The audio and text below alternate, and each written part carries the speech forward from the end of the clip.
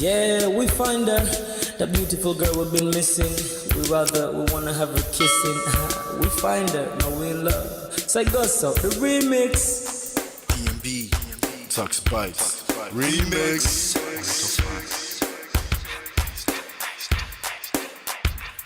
Now if I had to lose you like a bad phone connection, I'd change my game to get a better reception. Sit back, let's start this interaction. Don't fight the feelings, just a chain reaction. Your heart won't give you the wrong instructions. Like my GPS, yes I got the right direction. We gotta merge together like a road intersection. Last stop is gonna be my love and affection. I ain't like the mother dudes, they wanna call you shorty, but I'ma call you a beautiful girl. I took your picture home, my mama saw it, she's a very, very beautiful girl. I wanna put you in my video, cause you're so beautiful. You're a beautiful girl. So when you hear us in your radio, turn up your stereo. It's beautiful girl. Gotta find a shorty what's worth of a lady. It's nice but maybe doesn't look like 40. It's taking a little time. I wasn't seeing no signs, any traces of my baby. Who's gonna be my baby? But I thought I'm gonna take my time. But then it took a long fun I saw a shorty passing by. She's got this very pretty smile. It was right at the bus station. I tried to make a conversation, holding her arms, feeling so tough. I felt this sensation. It's been a while that I've been trying to find a beautiful girl. Now I realize I found me a beautiful girl. She's a model, she's so fine. I just wanna take it by. Beautiful girl, sparkling eyes, a killing tight. I found me a beautiful girl. My wish came true when I saw you, girl. God must have blessed me with your beauty, girl. Looking so right from your head to your toe. Shaped like a cocoa bottle with a smile of a queen. My queen to be, you my destiny. Got a body of a goddess with your beauty. I'm impressed and I'm never in distress. Come on over and be mine. Been searching for a man and now all the cats keep looking to mine. With a sexy walk and a sexy talk, she must be from the planet called the sexy world. I know I ain't tripping, better yet I'm thinking put a ring on the finger, we look good together. Take your place in my heart with your beauty. I'ma say that I'll never turn away. Who would think I'm in love? Such the way she smiles at me just really makes me weak. The way she speaks to me just really make me go so weak. Keep staring in her eyebrows. All I kept on saying is wow. Your beauty shines and breeze at night. All I really want in my life. Oh yeah. It's been a while that I've been trying to find a beautiful girl. Fine, brown eyes. I found me a beautiful girl. She's my model, she's so fine. I just wanna take it. Beautiful girl, sparkling eyes, killing tight. I found me a beautiful girl. Yeah, beautiful girl. What beautiful girl? Yeah. Beautiful girl. Damn. Money. You seen her? Hot Ice. Have you seen her? LP.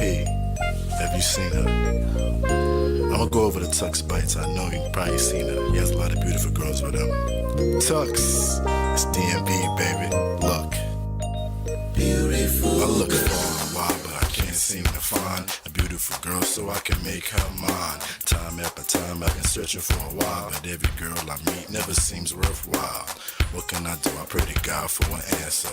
I feel pains in my heart like cancer, and when I find her, I'm gonna romance her. Lace several presents and gifts, call me Santa Claus. I make a heartbeat pause.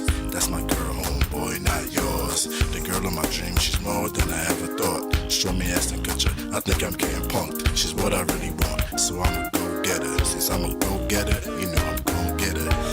And I will give her the world. Anything for my beautiful girl. Psych. Ooh, it's been a while that I've been trying to find a beautiful girl. Fine, brown eyes. I found me a beautiful girl. She's my model, she's so fine. I just wanna take it.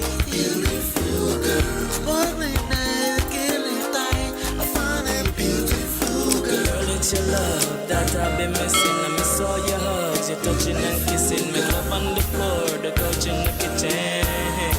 One love enough, we done enough.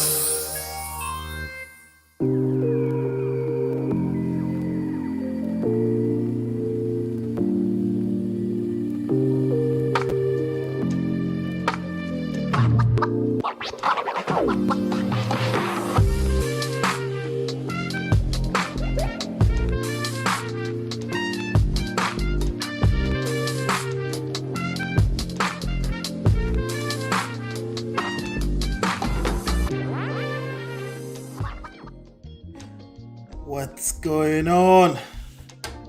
How's everyone doing? Everyone good? Let me just check something. Let me see if it was I don't know what's going on with YouTube. YouTube is not showing out notifications. So do me a favor. I shall come in and hit that like button. Okay. Let's pump up the algorithms. Let's get the words out there. Just hit that like button as you're coming in. We're gonna do what we do regardless. Yes, I am back. If you notice, my eyes are a little bit closed. As a matter of fact, it may be a better idea for me to use my glasses today. I don't use my glasses during the show because if you can hear me loud and clear, please do let me know. I don't use my glasses during the show because it's actually, what do you call it? It's the long-sighted one. It's used to see when I'm driving and watch TV. But for computers, it's not really good. But I have pink eyes. So I don't know, if it's not too bad, I'll take it off, so I can be comfortable, because I don't like using the glasses with this earphones on. Can you hear me? If you can hear me, please do let me know. Just say it loud and clear. And really quickly, let me just do some quick shout out. There's a few of us here. Favor, good to see you, Favor. And Rahim Adewale, good to see you. Adewale, good to see you. Thank you so much. Thank you. I needed to hear that, because we're trying our best to make the most out of what we're doing here. Okay, let me just check myself, make sure the sound is good, because again, I don't know what's going on, but we're going to run our show regardless. We don't wait. Shout out to everyone that's here right now. I appreciate you. Thank you so much. There's a good chance that you turn on your notifications, you turn on everything just to make sure you're notified when you're here. And there's a good chance that you're also inside of the group. Let me just check really quickly.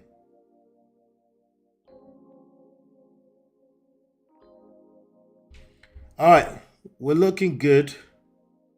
Let me see here. All right, just wanted to make sure that you can hear me. You can hear me clearly, right? Everybody, you can hear me clearly? If you can hear me clearly, do let me know so we can get started. By the way, you can join the Prestige family at www.lolaandola.com/WhatsApp. That's where you can join us. That way, we also ensure you get a notification from me. Today, I think YouTube just started to fire off right now. But today, if you were in my notification gang, you did get a notification from me. You can join with that link from your phone. Also, if you're having trouble using that phone, you can just WhatsApp text only this number. It's a US number, and then we'll get you inside. Over here, Man of Prestige, we talk about relationships, we talk about power, we talk about seduction, attraction, emotional intelligence, patience, love, and then maybe if we have time, we'll talk about marriage. Okay, marriage is a fantastic institution, but without understanding these other 7 things, you will probably struggle. All right, so welcome back. All right, and also today I want to encourage you, not just today, I want you to understand that you can call in. So as a matter of fact, I'm going to go ahead and pin that to the top right now. I want to engage you. Shout out to Omaye. I was on Omaye's platform. Omaya's Corner platform. Some 2 days ago or so. I took yesterday off because I wanted my voice to get a little bit healed. I am feeling better with regards to that. But then I caught this pink eye, So, but we're out here nonetheless, But let me just go ahead and pin this right now. Pin this to the top for everyone who might want to call in today. We do have quite a few topics to cover.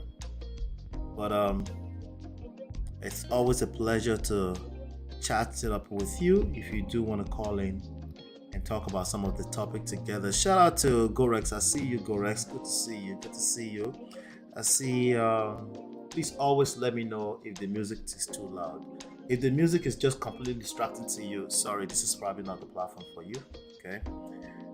We also have a certain way that we run the show. In addition to the fact that I want to make sure that most people have the best experience. Most people. Okay. But thank you so much for all your contributions. And shout out to Kemi. Good to see you, Kemi. Shout out to you. All right. So here we go. The other thing I wanted to make sure I cover before we jump into some of the topics that we have for the day is that super chats are highly encouraged. It motivates me. I'm just being honest with you. And it gets us going. It's a big part of, this thing costs money, time, and energy, and all that kind of stuff. So no matter how small it is, super chats, that's what is there. So I want to encourage you.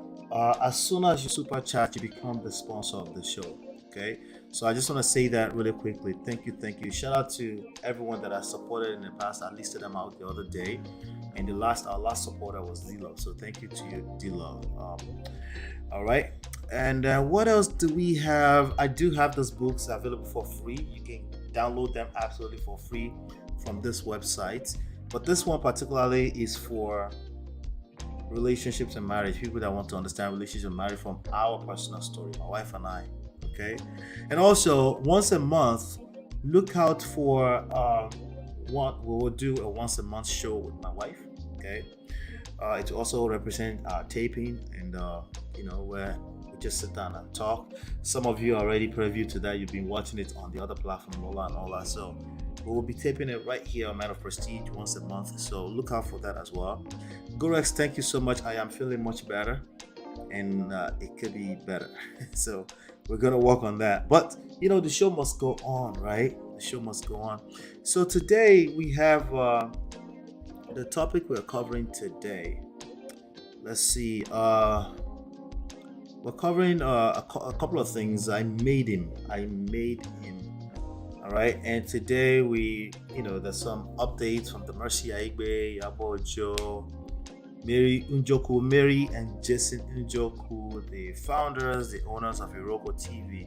How many of you remember Iroko TV? Okay, many of you are on. What do you watch on? Right? Outside of Netflix, what YouTube channels do you go to watch movies these days? Nigerian movies, especially those of you that watch Yoruba movies. Which one do you go to? All right. So yes, that's MARY IYABO right there. That's Njoku. I don't have IYABO OJO's picture on it, right? And so we're gonna be reacting to a couple of videos today. Okay. But we're gonna start with that. We're gonna start with let's listen to this one and then we'll take it from there.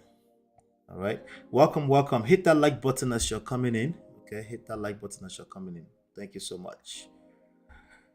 Let's go for it. Òjò torí tó lọlé ọkọ yẹn wọn ò ní lọlé ọkọ jára ẹ má ẹkọ tán ikú òun lé ọkọ o kò sẹ́ni tí ò kí ń rí o. All right, I'm gonna play that one more time. Dùn ni MARY IYABO àti IYABO OJO torí tó lọlé ọkọ yẹn wọn ò ní lọlé ọkọ jára ẹ má ẹkọ tán ikú òun lé ọkọ o kò sẹ́ni tí ò kí ń rí o. All right, what is she talking about? She said IYABO OJO and MARY IYABO, the ones that have gone to marry. Let me do proper translation. Dùn ni MARY IYABO àti IYABO OJO torí tó lọlé ọkọ yẹn wọn ò ní lọlé ọkọ. She said MARY IYABO and IYABO OJO that you saw went to go marry. I keep missing it. Let's see. Wọn ò ní lọlé ọkọ jára ẹ má ẹkọ tán ikú torí tó lọlé ọkọ yẹn wọn ò ní lọlé ọkọ jára ẹ má ẹ̀kọ́ tán ikú. Mercy AIGBE àti IYABO OJO torí tó lọlé ọkọ yẹn wọn ò ní lọlé ọkọ jára ẹ má ẹ̀kọ́ tán ikú òun lé ọkọ o kò sẹ́ni tí ò kí ń rí o. All right, so what she's talking about is that they know what they're doing while they're getting married, and if the streets is really that good, you know how to say she's for the streets, right? If the street was really as good as a lot of people, the modern age woke people try to make it seem, people will not be going to go get married. Now, here's the thing: there's some caveats to that. You know me, I don't just bring such talking points here without exploring the caveats, right? Now, the point we're making in all of this is very simple. Okay, hit that like button as you're coming in. Let me make sure I keep that on the screen. On the screen, by the way. All right. There's some caveats to that, of course. It's not as simple as just lole oko. Just go and get married, right? It's not that simple, right? First of all, it's 2023, so it's not as simple as that. Then the other thing is that IYABO OJO is not yet married, right? But she's kind of like engaged in form of boyfriend girlfriend with somebody. They made a big noise out of that some few weeks ago. And then also Mercy AIGBE, she's married to. There was a lot of scandals around how she got married. It was quite dramatic. Let me see who is here yet. Chinya, good to see you. Good to see you. Isabel, good to see you. Good to see you. Angela, good to see you. I see you all. I see you all. Welcome. All right, good. All right. So if the street was as sweet as the woke people make it seem, right? People will not be fighting tooth and nails to get married. Okay. Now there are many reasons why people want to get married.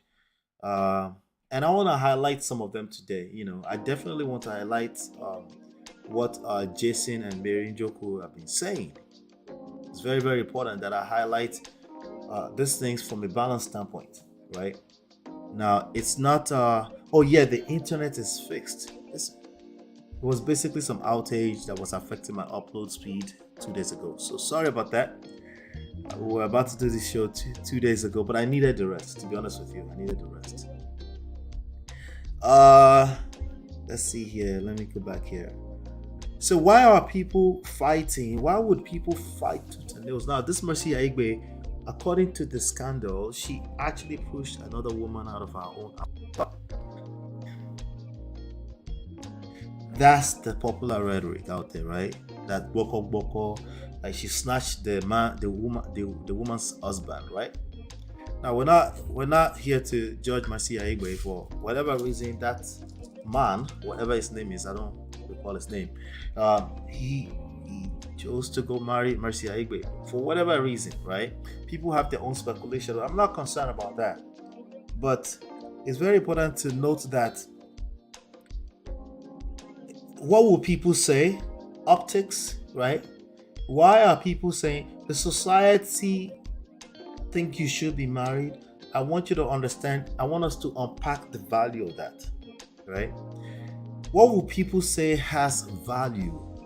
Just in case, again, you're another woke person that you just want to like go over that really quickly and say that's just what people are saying. Well, what will people say? What the society value, what the society consider valuable is literally valuable. Okay. Now, it's not that you should just run into everything the society say you must do. It's about you being aware that if the society says something is valuable to it, as a group of people, as a society, as a tribe, if we say something is valuable as a group, right? You don't have the pass to just say, I'm just gonna do me. No, you don't. Okay, I'll tell you what you have a pass to do. Okay, I'll tell you what you have a pass to do. You could do a lot, but you can't just say I'm gonna do me. That doesn't work. It doesn't work. You will self-sabotage. Okay, because everything you want out of life will come from or through other people. Everything you want out of life, yes, you can say from God, but at the very minimum, it's going to come through other people. So you need to be aware of that. So even if you want to do you want to do things your way, you have a certain way that you like things to be done, right? You need to do it with respect to the society's standards, because that part of it is not your mate, right? We always talk about emotional intelligence here, right? Don't we? We talk about emotional intelligence. The emotional intelligence, number one, is mastering your own emotions, right? We talk about that here all the time. Mastering your own emotions. EQ, right? Number two is to pay attention to other people's emotions, the people you're interacting with. Pay attention to their emotions. You cannot do that if you haven't mastered your own emotion. If you're always coming from one extreme angle where you have no mastery of your own emotions, you cannot assess other people's emotions, much less knowing how to navigate it. Okay, but the third part is the emotions of the society at large. So if the society says marriage is what it is what it is. Now, do you have to get married? No, you don't have to get married, but you need to be aware that that is a thing, and it's not as simple as let me just do me. Unless you're living in a cave, which obviously you don't, because at the very minimum you're connected to the internet, you're watching me right now, right? So marriage is just that valuable. That's the point that this young lady is making. Now they are making the point that there's nothing in the street. That's always a fact. Now, the streets and being married are not mutually exclusive. There's a wide range between it, right? You could be anything and everything in between, right?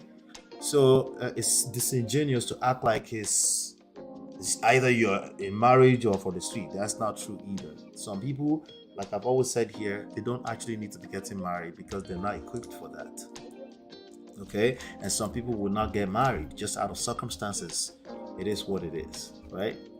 I'm just letting you know that at least if you know that is a thing to society, you can learn how to navigate around that. You're not aware that there's something that you need to navigate. It's not just marriage, it's everything else. Everything else that the society might say, we value this. For example, in Yoruba land, a man would, at least in 2023, you bend down small and then you stretch out your hands to shake an elderly person.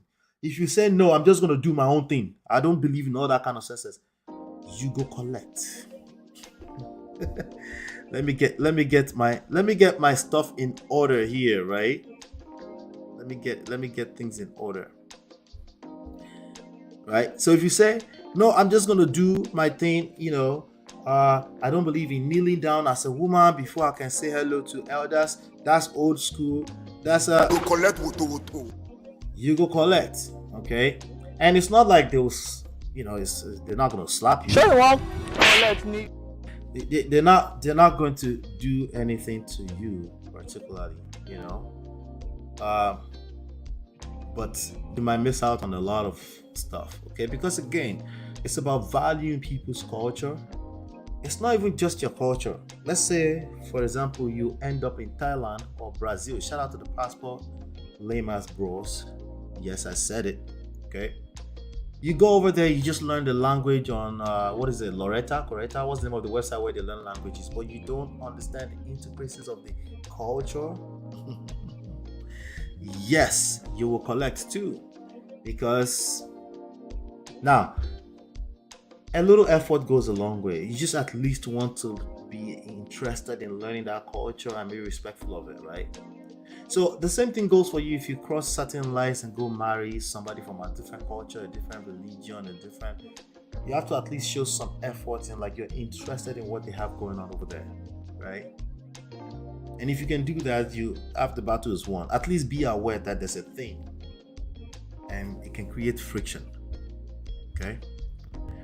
So very, very important, very, very important, very, very important, all right? All right, so let's keep going here. There's something I wanted to show you. So that's the point they're making. Marriage gives you leverage, okay? It gives you massive leverage.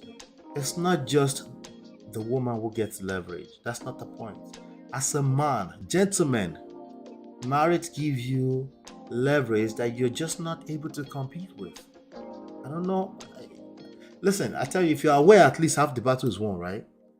But I'm just telling you, this in every respect, not just financial. Everybody wants to talk about the financial. You get more taxes back. No, in spiritually wholesome, in general, just going through this life is vicious. I'm telling you, right?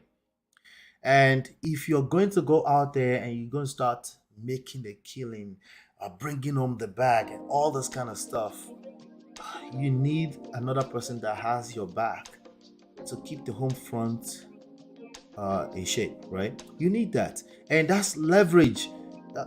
The whole point of calling it leverage is that as a human being individual, you're not able to compete with that. Okay, and a person that really points that out here, I'm going to point that out here in a second, is Jason Njoku. Okay, and let me share the screen with you really quickly. There you go. I'm going to just read this to you. Shout out to Jason Njoku. I met him some years back when he was just when he just got all those millions of dollars for Iroko TV, right? But he's had some interesting. Listen, that's like over a decade ago now, and this is the lessons that I want us to pay attention to. While everybody that's woke is talking about all the mental, psychological stuff, we're talking about it too. But I'm bringing it down to surface level where you can understand that life. Life is it's a tough one if you don't have people on your corner.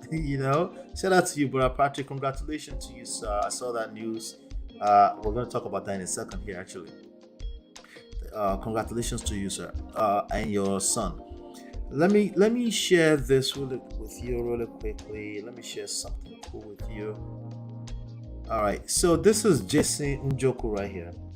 Jason Njoku is the husband to Mary Njoku, who is also, I don't know if she still acts, but she was an actress for the longest. So this guy right here, he started a platform called Iroko TV.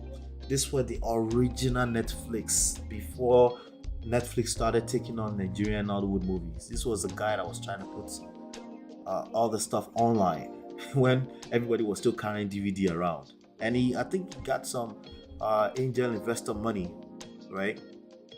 And then but he said some things here about marriage, and I thought we should talk about this. With regards to the right that women can actually have, the credit you as a lady that you can take, right? It's not just taking the credit, it's because again there's high rewards in it for you as well, right? Because again, right? So he said, why should you marry a rich woman? Well, he has some things to say. I'm going to read it out loud. It says, marry a rich woman. Oh, if you can't marry, then invest aggressively in one. So he kind of flipped it. I like the way he flipped it. Of course, the modern day woke people, men out there, some of them might want to say, yes, let's find a rich person or something like that to marry. But honestly, what he's saying here goes both ways. But I'm going to stick to my guys here for a second, okay? He said, if you can't marry, then invest aggressively in one. I was Mary Njoku's first investor. That's the wife, the actress, right? That's my greatest life hack. That's where the title came from. The greatest life hack. The greatest hack. I don't know what else it's going to be. I think it's still marriage. If you ask me, if you have something else that you think is the greatest ask for you, the greatest hack for you as a human being, right? Let me know. I would like to chop it up, rub minds together. I could be wrong. It's very possible. But he said, that's my greatest life hack. You know how great things are when your wife can support the entire lifestyle. Mortgage, school fees, softest of lives is the way. Dead. Tread lightly here, right? He continued. He said, I don't know what this word is. That I tell her she's my pension, right? Let me see if I can find this on Twitter. What's this handle? Let me see if I can find it real quick so I can read that actual word, because one word can change the complete meaning of things. I basically picked that up on let me actually show you what is going on here. Let's share this tab instead. Okay. Let me make it bigger so you guys can browse with me. Hit that like button as you're coming in. I'm noticing people coming in. Hit that like button, I beg, I beg. Alright, so I'm on his page right now. They're definitely living it up. That's not him. This is him and mother, it looks like. And it looks like, is that okay? I'm not sure what that is. Let's see. I'm just gonna scroll until I find it. Let's see if we can find it. So a few days ago. Let's see. Okay, there you go. This is it right here. I found it. So I didn't want to miss his words. It says, "Marry rich woman, or if you can't marry, then invest aggressively in one. I was married, blah blah blah blah blah blah blah blah blah mortgage." Okay, she wasn't happy. Okay, show this thread. All right, there you go. It's the way. Hates that I tell her. Okay, it was hate. Hates that I tell her she's my pension. Okay, she hates that, right? In reality, for a lot of people, their wives are going to become their pension or somebody that will take care of them in their old age. Let's see. I'm gonna have to put this on so you guys don't get scared of my eyes. All right. That if everything I have goes to zero, I just have to be a good husband to maintain the lifestyle I'm accustomed to. Right? Real talk. A few years back, I overextended into several startups. All right, now let's talk about that. I'm one of those guys. Okay, so you're a young man, 25, 24, 26, start a company, experience big success initially. So you start to feel invincible. You feel like you figured it all out. There's nothing there. And then boom, 2008 happened. I think 2008 might have happened to him too. And that was around that time, right? 2008 happened, and no one ever even told you about recessions. Like, it's the first time you're hearing about it, but it's wiping out a whole, not just livelihood, other people's livelihood that's attached to what you're trying to build, right? So that's what he's talking about here. They swallowed all my money and started eating hers. Okay. When people are running their mouth and having all types of talking points online, either the feminist or the red pill, they don't think about these things. And these things are inevitable. It's going to happen to everyone in one shape, form, or the other, right? He continues, she wasn't happy. She used to cry as I asked her to clear our account. But she supported us. My number one investor, Mrs. Mary Njoku's earnings covered everything. All she asked is that I don't lose the money. Motivation Pro Max. As long as things are fine at home, nothing shakes, right? Gentlemen, that's really all you have to worry about for the most part. Make sure things are fine at home. What does home means? She makes the home. You set the tone, she makes the home, right? So we're not just talking about the physical building, right? We're talking about understanding the idea that your wife, the woman in your life, right? The one you attracted, yes, because we're not just going to talk about women for the street when you actually attracted that person. We're talking about the person you attracted. That person is going to be operating off of the tone you set. I don't care if it's the Western world. I don't care if it's in the village, in my village in Ondo State. It doesn't matter. Okay? It's not different. Everything. To get to. Everything adds up at the end of the day. As long as you're factoring the emotional needs. If you don't factor in the emotional needs, then it's no wonder why you're completely disconnected from reality. You're in fact blue-pilled if you don't realize it yet. Okay? You're living in a fantasy world where just 1 + 1 is going to equals to 2. And then you wonder where's the rest of it? Or what happened? You're confused and you think you can now jump ship and go to another country. You go collect. Let's keep going. The only money argument we have ever been about how I spend it too freely. It's accountability. If you want accountability, you need to start with you. You start with you. Okay? Let's keep going. But that one is in my DNA. Me, I don't want to struggle too much. Retirement at 50. So it's probably be around 40. It's probably about my age, maybe a little younger, right? Hard work is bad for my skin. Okay, so he's throwing a little jokes in there. Look at the way your wife is looking in her profile pic. Look at her wig. Jesus Christ. Is somebody replying? Somebody's replying. You are truly swallowing all of her money and she can't take care of herself. Shake my head. The wife is the reflection of the husband as you're not taking care of her. You see, woke person, the only thing this person could see in that message, literally, she went to look for the negative. Let me stop right here. You guys are gonna have to manage my eyes, oh. That light is in my eyes. You guys are gonna have to manage my eyes, oh. The only thing she could pick up in that message, and this is what the woke people do, both men and women, they go look for the negative thing to discredit you actually trying to help them. This is where we are. This is where we are right now. All right. This is where we are right now. Okay. What is the point of this main message today? What's the point of this main message today? I made him. Right? If your wife is able to say, I made him, does that come off as a compliment to you, or that comes off as what does that make you want to do? Does that make you feel less than a man? Does that make you feel less than a man? If your wife dares say, I made him. Now, there are two things there. Why would your wife feel the need to ever say that? Right? If she's saying that, clearly there's a crisis in place, right? Now, how do you respond to that? Right? You could say, what do you mean you made me? You didn't make nothing. You didn't make jack. You could start remembering. I was watching another video earlier today. You could start remembering when you started getting together, when she was coming from the village. You could choose to remember that, or you could say, no, this is the wife I married. She's me. Like something is off somewhere, because normally she's reacting to something. Right?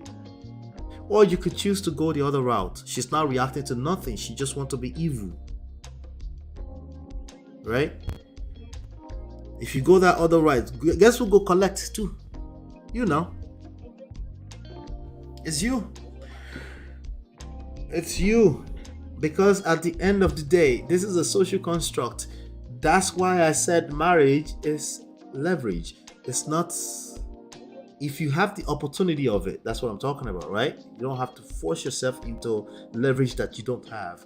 But if you have the opportunity of it, don't become another woke person on the internet running around and trying to come up with all kinds of talking points to discredit marriage. Marriage is work. I agree. That's because everything that's worthwhile in life is work. Not just because so you can say that. Not just so you can discredit the fact that it's actually leverage, not just for you, for your children. The fact that marriage is leverage goes beyond just your own lifetime. It's not just your own lifetime. And that's precisely why you should do it right. That's why you shouldn't do it from a blind spot. Don't do it after you deceive yourself. You tell yourself lies all over the place, and then you impregnate somebody, and then you end up in the court, and then you're now shaming marriage. No, you did it wrongly, and you need to hold yourself accountable for that first. Because if you can't hold yourself accountable, yes, that's still going to come back and bite you in the butt, because it's just this same behavior is going to show up in a different form, not by way of marriage. It will show up in a different form, and then to come back and still bite you anyway. Okay. So that was the point that I wanted to make today with regards to the main topic, right? Mercy AIGBE, IYABO OJO. Maybe those are not great examples, but those ladies were trying to make that point using their story.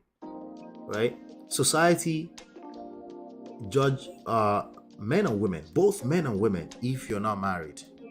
It's just a reality. Is it sad? I'm sure you feel like you might feel, if you feel like it's sad, that's coming from a place too. You need to acknowledge that. But it's just a society. It's basically the rules, unwritten rules that we all set, right? And it might change 50 years from now, but it changes slowly. Maybe 50 years from now, if you're still able to move according, if that's the rules of society then, and then you can move according to that. But it's not about forcing yourself into a marriage. It's very aware and just know that it's nobody's fault, especially not your fault, but just understand it, right? That way you can learn how to navigate it. Hold on 1 second. Okay, that way you can learn how to navigate it. Oh, I'm not married, I don't have that opportunity, right? But I'm aware I need to sharpen my game on this other end, right? It's not just in Nigeria, it's all over the world, right?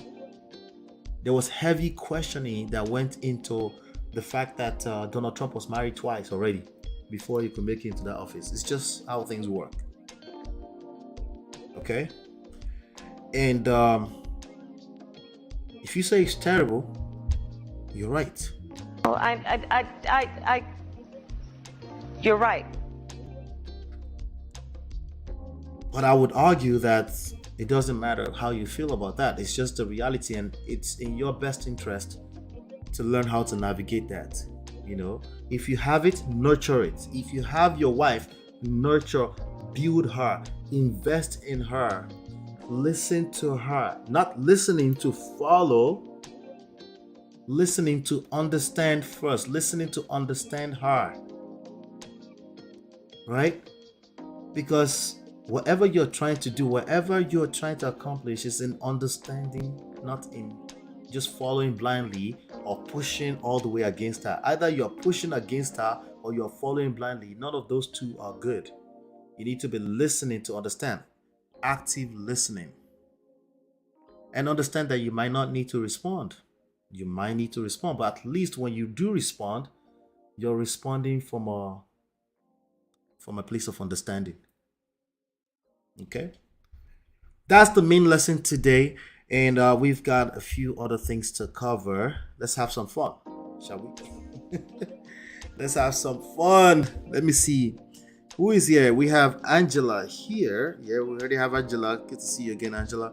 But society is harsher on women regarding marriage. Yeah, so it's not just marriage that society is harsher on women about. It's about everything else, basically. And I think it has to do again with the social construct. It has to do with the fact that we live in a patriarchal society. And but in terms of emotional blackmailing and stuff, it's harsher on women. In terms of the actual reality of how things work, it's harsher on men. Men don't have the luxury of especially at least when we're talking about the Western world, men don't have the luxury of just roaming around the street like a reckless person. They will ask him, "What is wrong with you? You are less than a man. You get that faster as a man." If it's a woman, they will ask her, "Where's her husband? What's going on with her? Or where is her father?" Right? It's almost assumed that it's the responsibility of somebody else. So it depends on how you look at it, right? When it comes to emotional blackmailing and emotional aspect of things, I think women probably receive more harsh reality when it comes to the recourse of not being, of not showing up a certain way in society. Okay, but if a woman walks into a store in Nigeria, let's use Nigeria, an extreme case, and she's not driving, and she's a woman that's expected to be, it's not really a big deal, right? If they were to be judged on that, if a man is not driving or if he's not up to a certain way or something like that, he's responsible for himself, basically, So it depends on how you look at it, The emotional aspect of things, people dragging each other, women not supporting women, those kind of stuff, right? Again, because of the reason for emotional need of support, the fact that women have to have children and stuff like that, yeah, it just depends on how you look at it, But I see what you mean there. Exactly. Anything achieved by one partner is also a win to the other. Yes, precisely. Mindset. We're talking about all of this from a mindset standpoint. Let's keep in mind we're talking about mindset. Okay, it's very important to understand. Here's why I needed to spell that out. Okay, there's a lot of talking points, and people are disconnected from the actual reality of it. When it comes down to practice, people completely forget about this, right? People completely forget. Should you now, because of that, go and steal somebody's husband? That's not what I am saying. I'm just saying, if you have your husband and you don't know how to take care of him, there may be other people that will find value in it. Even if it's fake, like you could be in a position where you know that what is she can be, because some people would look, grass is green on the other side and they think it's special or something, or vice versa, right? And they will end up with that person and find out that he or she is trash, right? But they will take it first though, because there's a reason why you were holding on to it too before, right? There's a reason why you feel some type of way that somebody snatched your partner, right? It's because there's some kind of value there that you're now seeing that you didn't notice before. And you will start noticing, I promise you will start noticing as soon as they leave you. Man or woman, you will start noticing, right? You might be having a hard time telling yourself the truth, but you will start noticing and you start being like, what are they doing over there? Yeah, I knew she did that. Yeah, I was told. People will start bringing stuff to you and your mind will start to wander. And when your mind starts to wander like that, that's precisely attraction happening in real time. That attraction that you didn't have suddenly is happening right now. All the things that you thought was terrible about her, you kind of tend to be forgetting now. You're now like you're focused on somebody took somebody away from you, right? Now it depends on case by case, right? Some people are extreme and you just know that that's not what you want, right? You just know. But I'm willing to bet that most people are probably in situations where they just weren't patient enough. Okay, pride, unrealistic expectations. I'm willing to bet that the person you're going to attract next, high chances you attract you again, right? Especially if you haven't worked, especially if you're not coming from a place of accountability, So we just have to be very, very careful also. So you have to think about this at the mindset level. Mindset meaning like, I'm not going to change your mindset today. You have to be listening to things like this over and over again over a period of time before your mind will change. It's like renewing of the mind. It takes time, patience, process, right? You might know it in theory. In practice, it might be a complete different thing, But let's just sow that seed right now, right? That marriage is leverage, okay? The right marriage, especially, is marriage, okay? Let me get this on. Sorry about that. The right marriage, especially, is leverage.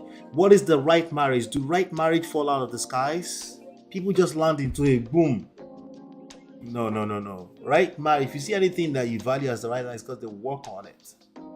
Because people have walked through their own dirt. They've been through it and they've come out on the other side and said, you know what? This is something we figured out. One of the other problems is that people wait for two people to simultaneously show up at the same time. I'm going to simultaneously with my husband decide to work on the marriage. That's not how it works. Whenever you see that, that's not how it works. Somebody, one of them, it could be the wife, it could be the husband. One of them decided to temporarily take a high road and do some work. And with prayer, patience, and a process, they're able to attract the other person into working on it, right? That's the reality of it. What a lot of people wait for is they want to wait for, then you will hear things like, but both people have to be willing to work on it. What are you talking about? Like a simultaneous equation where both people just think at the same time and they just be like, we'll work on it. No. If you're the one right now that you realize that there's a problem, you start with you. You start working on yourself. You don't have to drag her to therapy right now because that may not even work, honestly. There's a very good chance an extremely good chance that you are disconnected from your seduction capabilities. So maybe you might want to engage that. How do you seduce? Well, you got to work on yourself. You got to be you got to become attractive again. At least to yourself, because that would now show up as confidence. And confidence is sexy, right? And you have to be patient with that. Is that a guarantee? No. With or without your husband, with or without your wife, you will attract love again. That's the way it works. It's never simultaneous. That's one of the talking points that the woke people are telling themselves. Both people has to be willing to work on it. You're right, but it doesn't start like that. Okay? If it starts like that, everybody will be figuring it out. Let me just say, this is what happens when people go, they go to Le Babalawo or they go to a pastor and they go to all this diabolic stuff that they think it can just snap that person to wake up one day so that they can be willing to work together at the same time. You know, that's never how it worked. The way it worked in the first place was somebody pursued somebody, and eventually somebody fell in love. Eventually, the synergy, the dance, somebody led the dance, and then there's a synergy in the dance eventually, right? If you're not willing to do that, maybe just not the right person for you. You keep moving. But it's unrealistic expectation of yourself and another person to feel the same exact way at any point in time, especially in crisis. Angela said, "My eyes okay. They're acting wavy, but I'm good. Thank you so much." Right? So we have to be careful with all this talking points. It comes down to mindset. Here's the other side of it, right? You should never be giving more than you have to another person. Okay? Don't give more than you have to another person. So this comes down to feeling. I'm not the one to question your feeling. Somebody say, "Oh, people just feel like they're not happy and they exit marriage." Well, it is what it is. That marriage was over. Okay? We don't manipulate people to stay in marriages when they don't feel right. So what do you say all about all these terrible statistics? I don't care about it. The statistics are an indication of where people are. It's as simple as that. If you want them to be in marriage, you need to acknowledge that they want to feel right in that marriage. And them not feeling right is not necessarily your fault. It could be stuff that goes as far back as their childhood. It could be stuff that's in the present. It could be so many things, right? But if you're not even engaged in the fact that they're a human being, that person is a human being, and they might just not feel right about that situation, at least temporarily, it's no wonder why they want to run away, far away from you. Very, very important to note. So I'm never the one to say, "Hey, manipulate people to stay in marriage." I'm just letting you know, marriage by itself, if you get it right, it's leverage.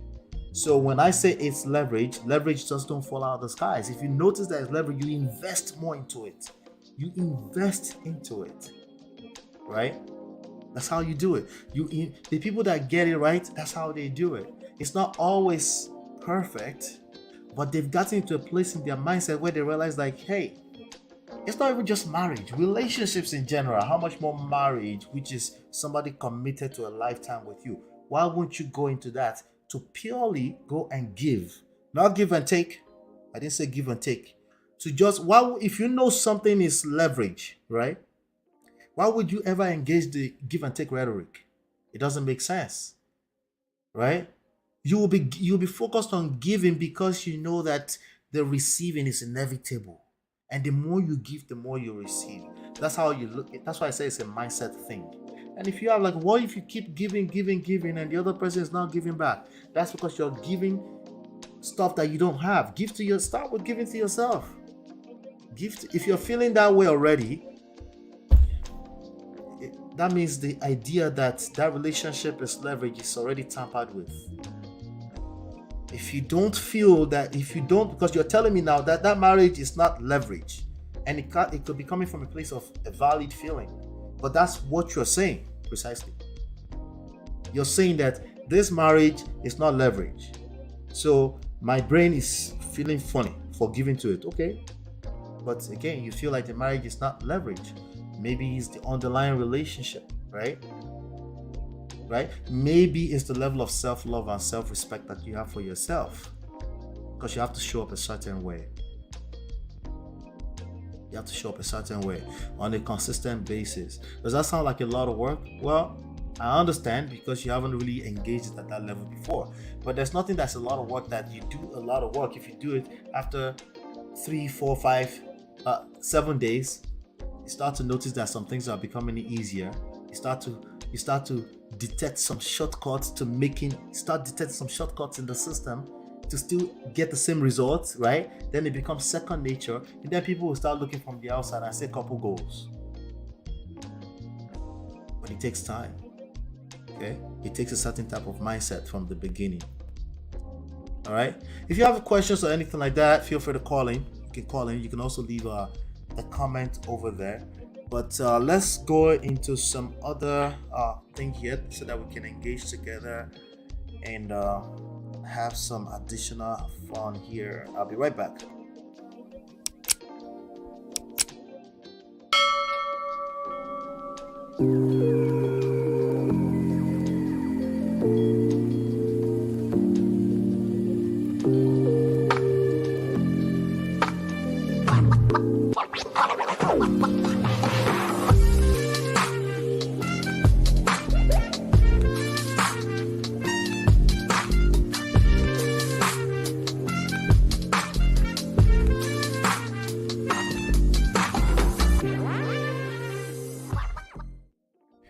All right, welcome back.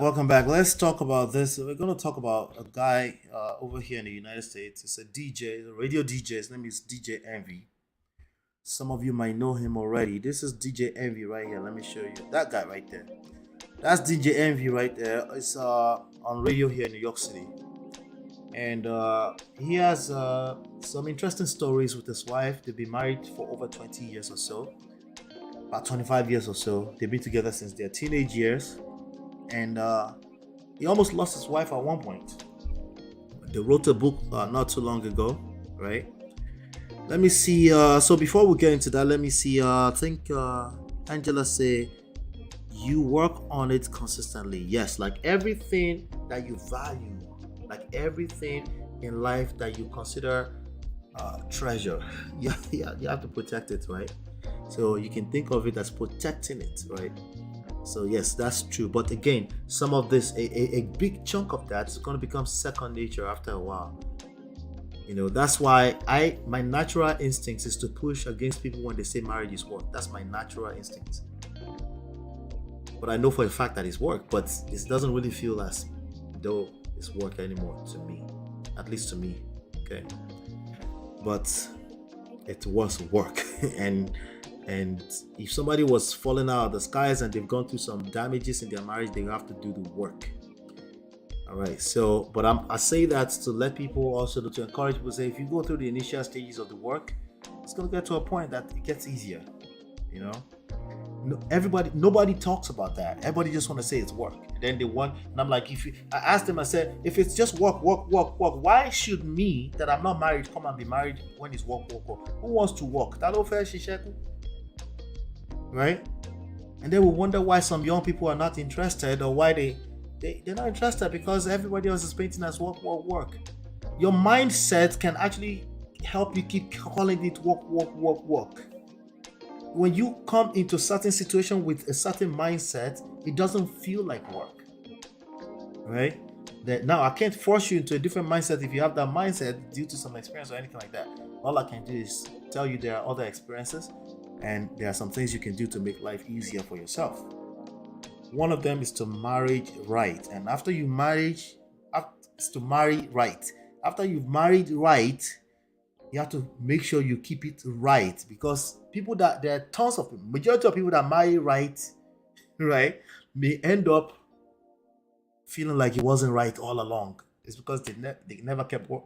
They never protected what they had. They became complacent, right? And DJ Envy was one of those people. DJ Envy, the guy you're looking at on the screen, was one of those people until he actually lost his marriage and regained his back. So when he's talking, I understand where he's coming from. A lot of the lame people on the internet don't necessarily understand where he's coming from, right? But I want to rub minds together with you on this particular issue, and then we'll take it from there. Let me read this comment first, though. Open floor by Tima. Good to see you. Say, wow, even though it was my ex who was doing the most in the breakdown of our marriage, it was until I decided to step back, looked inward, took myself to therapy, and then gained strength to finally. That's what I'm talking about. Thank you so much for sharing that.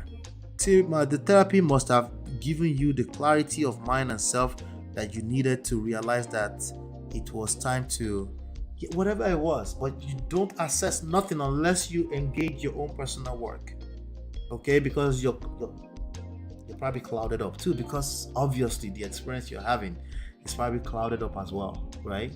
So it is what it is. But before you assess anything, regardless of what it looks like on the surface, all of us, when we're caught up in that emotions, everything looks like it's somebody else's fault and somebody's out to get us. Everything. Okay? So you want to make sure at least you make sure that part is good. And if the other person is not there, because that's obviously a possibility, but at least you'll be assessing from a place of, like Angela said, clarity.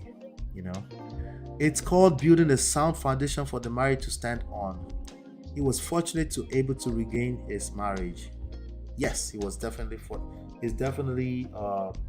he worked. You can work at the same time, be able to acknowledge that there's luck and the fact that you're fortunate. A lot of people think those are mutually exclusive, but there's no escaping the work. There's nobody that's mistakenly. Yeah, you have to work. You have to work at it. Let's play this video and then let's take it from there. This woman does not love her children. Of course, my wife is, she went on a girls trip. She's going for 20 days. So I've been packing the kids' lunch. She's going for 20 days. The only types of women who are able to be gone that long and enjoy themselves are crackheads. And I'm not accusing her, but this is some crackhead behavior. Like, what are you looking for? How do you not miss your children? They have a 1-year-old daughter. You don't leave the 1-year-old. How do you go 3 weeks without your children seeing your face? Or you can be like, oh, there's FaceTime. That's not sufficient. When you are a wife, you are supposed to be at home every day. When you are a mother, you are supposed to be at home every day. Okay? And when you have a baby, you really ain't even supposed to be leaving the house, but I know y'all aren't ready for that. DJ Envy is a businessman. If he's not going on vacation, she don't need to be going on vacation. He brings in all the money in that household. And 3 weeks ain't even a vacation. That's a leave of absence. All right. What do you ladies think? Let me give you the lowdown of what happened. He was on the radio as usual. Hold on one second. He was on the radio and he was basically talking about he had to pack food or stuff for the babies. Why? The wife was going away or was away on a 20 days girls trip. Ladies, tell me, how do you feel about 20 days girls trip? Or just girls trip in general? As a married woman, do you agree with this woman that's talking here? I don't think she's a woman. I think she's a young lady. I mean, I guess she could be a woman too. But I think she's much younger than I think Envy and his wife are in their mid-40s, between 40 and 50, 45 is or so, right? Do you think that's appropriate, or do you think there's nothing wrong with that? I want to know. I'm curious to see in the comments in the chat. We have 41 people here right now. Do me a favor, hit that like button. But also let me know, what do you think about a 20 days girls trip? Then also, if you could add on to that, what do you think about girls trip in general for a married woman? She's got 6 kids. 2 of them are fully grown. She got little babies, maybe about 3 or 4 of them. And she's going on a 20 days girls trip. Do you agree with this woman that's talking? Speak, oh. I'm looking out for the comments. Speak. Let me know. Do you agree that it's okay for a wife to go on a 20-day trip? If you have nuances to that as well, let me know what your nuances are. What do you think?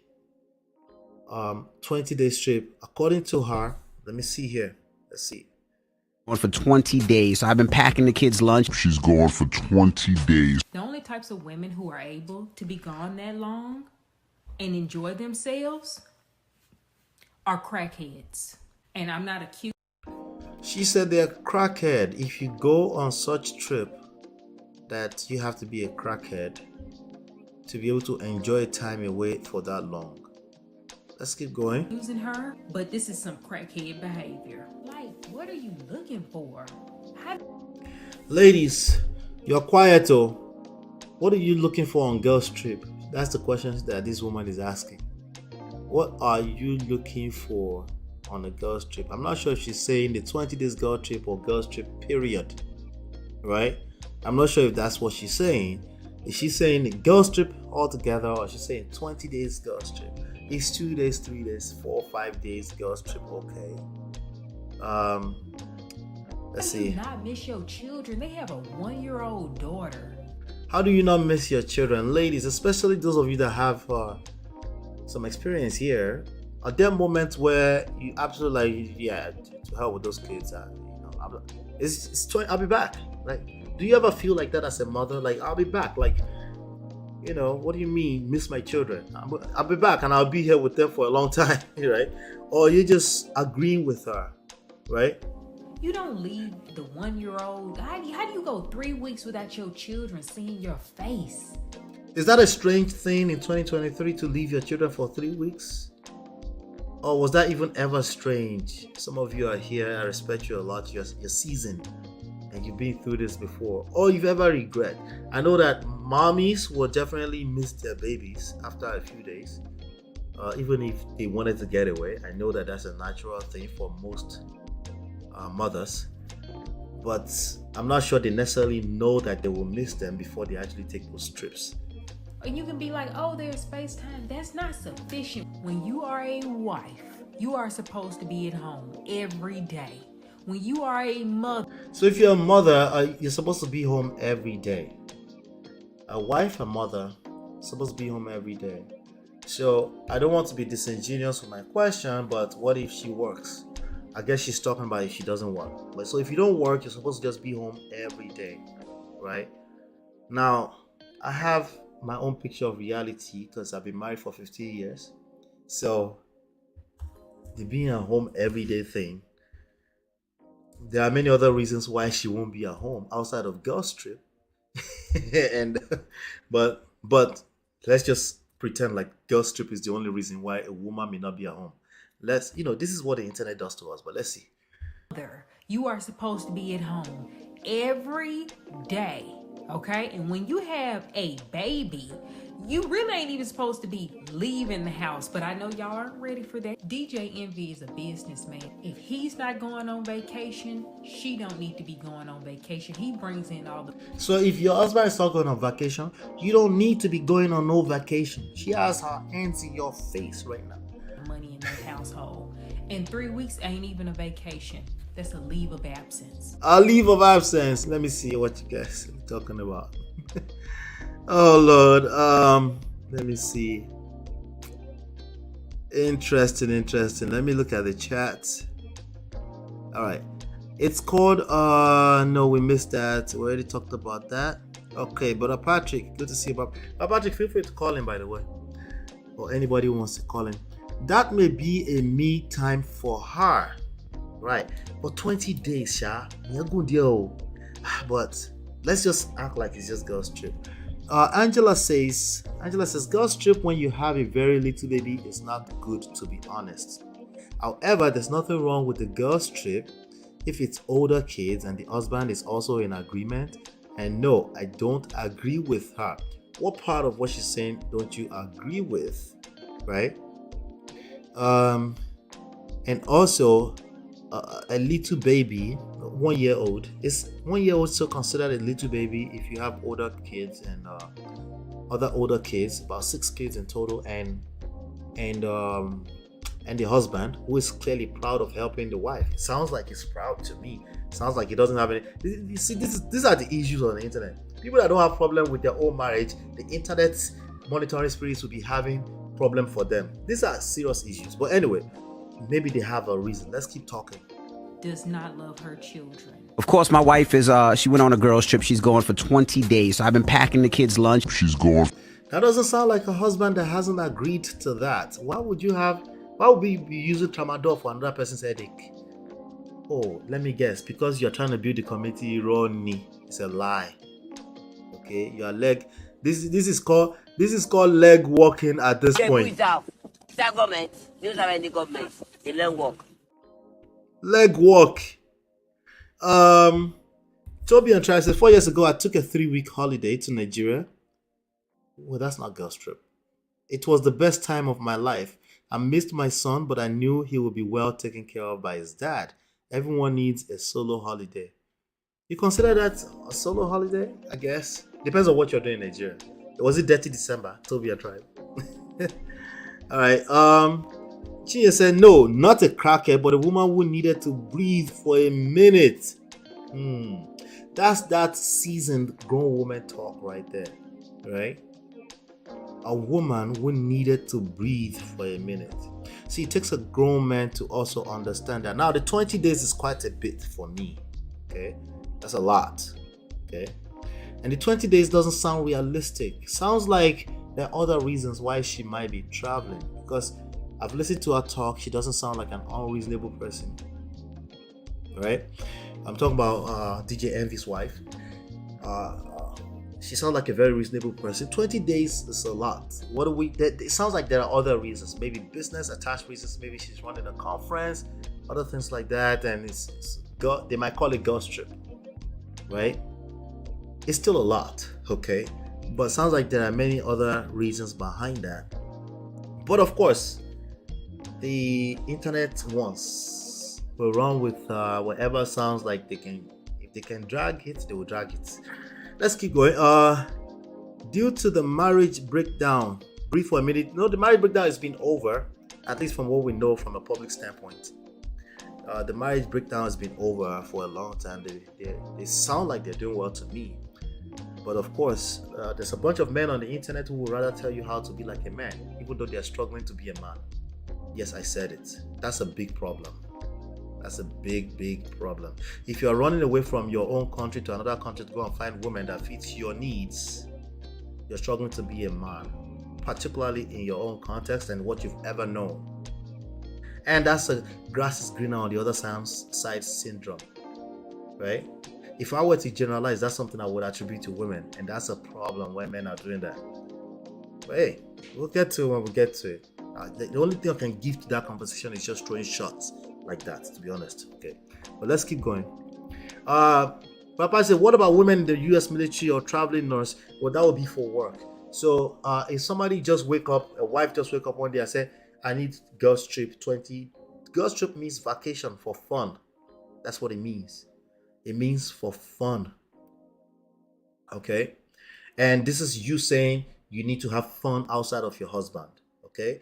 If there's a marriage breakdown that's going on, or a crisis, I can understand that. I can, you need to breathe, you need to run away. But that's what she's saying. You're running away from your marriage, right?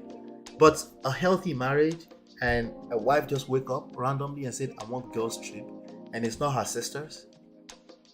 Yeah. Nah. And it's not work, right? Nah, I don't think so. Let me see here. Okay, let's see. 1 second. I got you, open floor. I'll be right there with you. I don't have an issue with girls trip, but 20 days is a lot, though. That's what I'm saying. For me, I don't have a problem with girls trip too, But I also know that a typical happy wife is typically not asking for girls trip. Okay, it's because something is going on, and they need to escape. Okay. And that's not necessarily a bad thing if you're in that space. It could also be because you're overwhelmed with so much going on with the kids or stuff like that, right? But just random willingly girls trips, yeah, I would definitely be careful with that, ladies, okay? 20 days is a lot. And random asking for girls trip is also something to be wary of. It's usually a response to a psychological breakdown. It could be due to the marriage too. Okay, and we need to acknowledge that. Okay, naturally speaking, if you're doing well, nobody's asking for it. Some people will say, you know what, I just like it because of healthy, it allows me to breathe, that's fine too. But usually when people remember girls trip because there's something going on. Okay, and whatever is going on, it's not going away. When you come back, it needs to be addressed. That's all I'm saying. Okay, 21 days out of 365 days is nothing. You get to spend the rest of the 344 days with them and the rest of their life, I guess, right? Let me bring open floor to the screen really quickly. Open floor, what's going on? Can you hear me? Hi, Ola. Yes, I can hear you. How are you? How you doing? You want me to call you Tima or open floor? Which one? Call me Tima. It's fine. Okay, Tima. How you doing? I'm good. So I don't know which one. Yeah, thank you. I don't know which one I should talk about first. Anyone. Because I kind of joined a little bit later. So I made a comment about what, like it take one person to kind of change the trajectory of the relationship if you see like it's not working, right? Right. For me, like when I was in my relationship, it took me forever to realize that, like, oh my goodness, I was in the defensive mode, if you can call it that. Okay. And I was pointing fingers in such a way that even though he's doing the most, right? He was doing the most, but it's like I just kept pointing finger at him, like, oh, I don't feel heard by him, like all my complaint and my nagging, he won't have it. He kept doing what he was doing, right? To the point that at one point I had dragged him together, and I call it drag now because he didn't work. Whatever we were doing wasn't working. We went to couple therapies together that I paid for. So it was just only me trying to say, okay, let's go to therapy. Okay. And I was hoping that, with therapists, things might better. And we did that for almost a year consistently, right? You went to therapy and for a year? Oh, yes, almost maybe 9 months or 10 months, which is almost a year, right? Mm-hmm. Yeah, we started with every once in a week, and then it become every once 2 weeks, and then once in a month. And I remember at the end of that 10 months, and I think it's 10 months, the therapy kind of told us to make a list of what it is that we want from each other, kind of thing, and then promise that this and that. Mm-hmm. And we did that. And after that, I realized that nothing changed. Like nothing. Like the expectation, my expectation was just, so when I realized that, I decided on my own. I said, you know what? I'm going to step back a little bit. And I found another therapy for me. In the beginning, I didn't tell him. I was already in the therapy by myself. At one point, I let him know that, this is what I'm doing on my own, right? Mm-hmm. Now, I have to be honest. In the time that I was doing that individual therapy, there was no intimacy. Because I could not. You couldn't see yourself doing it. I couldn't do it. I couldn't do it. So, but I let him know that I was doing all of that. And it was in that process when I was doing, then I realized the part that I was playing in the relationship. And it kind of gave me some kind of nudge to say, you know what? Even though he might not giving me what I want, it doesn't mean that he's a bad person, right? Right. Mm-hmm. And again, to realize that it hurts, like to admit that to myself, it hurts, right? Right. But I know that even though it's not giving me what I want, I'm not giving him 100% of myself either, right? Right. So it's like I had to make that decision to say, you know what, this is it for me. And I need to walk away from it.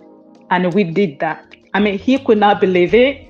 By the time he was going to do the turnaround, it was too late at that point, because it's like, things that I find out about myself, things that I know that I need to actually change about myself for me to take the relationship to a healthy place.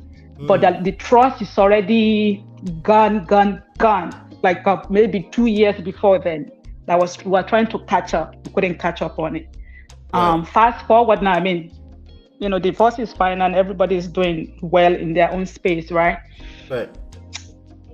To the lady who was talking about the envious wife who had to go for 3 weeks, the issue with people is everybody talk from their own experience, right? You talk as you see the situation. Yep. Maybe it might be something that she would never do, but that doesn't mean that somebody else cannot do that. Because again, we have to understand from which options that envious wife have to make a choice, right? Because if the relationship wasn't working, I'm sure maybe at the time that she made that decision, she already tried everything and she just figured out, you know what? I'm going to let you try for 3 weeks and see how let me see how it's gonna work for you kind of situation, right? Right. So you cannot say she's a lunatic, like any mother that have to leave a child for 3 weeks, she's a lunatic or whatever she said. I don't. I mean, from my perspective, my opinion, I don't believe that. I think you feel like no 20. You feel like 20 days is long, right? It's quite long. No, it's not. It's not. I mean, again. Okay. No, it's not. In my opinion, I mean, and the reason why I say it's not for envy's wise is because I'm thinking like maybe their situation already at the lowest at that point, right? If your relationship let me give you some context, right? They're multi-millionaires. They're multi-millionaires. They don't have to go to work. They can even if they were Nigerians, they can go to Nigeria and come back in 24 hours. They can go back and forth in multiple times during the span of 3 weeks if they want to, 5 times. You know, there are people that do that because they can do it because maybe work requires it or they have an event and then they fly back and stuff like that, right? So they're in that position. But even let's pretend like they're not in that position, they're just regular good old working people, right? And your wife comes to you and say he's going on 20 days trip. It's a girl's trip, right? Right. You're saying it's not a lot. Is that what I'm getting from you? If the relationship is in the good order, like if the relationship is good, I don't think no woman will want to go that far or a man will want to go that long for no reason. I mean, if they have to go that long, both of them is going to have to go together, right? I'm saying if the relationship is good. Right. But in a situation where relationship is on the floor, it's like now it's like you just have to pick yourself. You know, now I have to pick me. Right. So I have to do me. So in that regard, if that's what it takes for her to say, you know what, I need a break, I'm out of here. For me, I would do it. I mean, I think when I was in my situation, it's because I couldn't afford to do so. Okay. Yeah. So you think if you are taking some time off like that, it could have made things better? Do you think that? Not necessarily. I mean, if you decided to take that long, not necessarily. If you decided that you wanna, if your relationship is not working and you as a person decided to go for whatever girls trip, mentor check for that long, there's a consequence. It can go either way, right? But you're gonna have to be willing to take whatever consequences that come from it. It's not like you cannot. I mean, just know what you are doing. If you're gonna do that, that's the point I'm trying to make. Know what you are doing and know the reason why you have to do what you are, what you are doing, kind of thing. Okay. Now let me throw you a little curveball, right? Let's say you're married, happily married to your husband, right?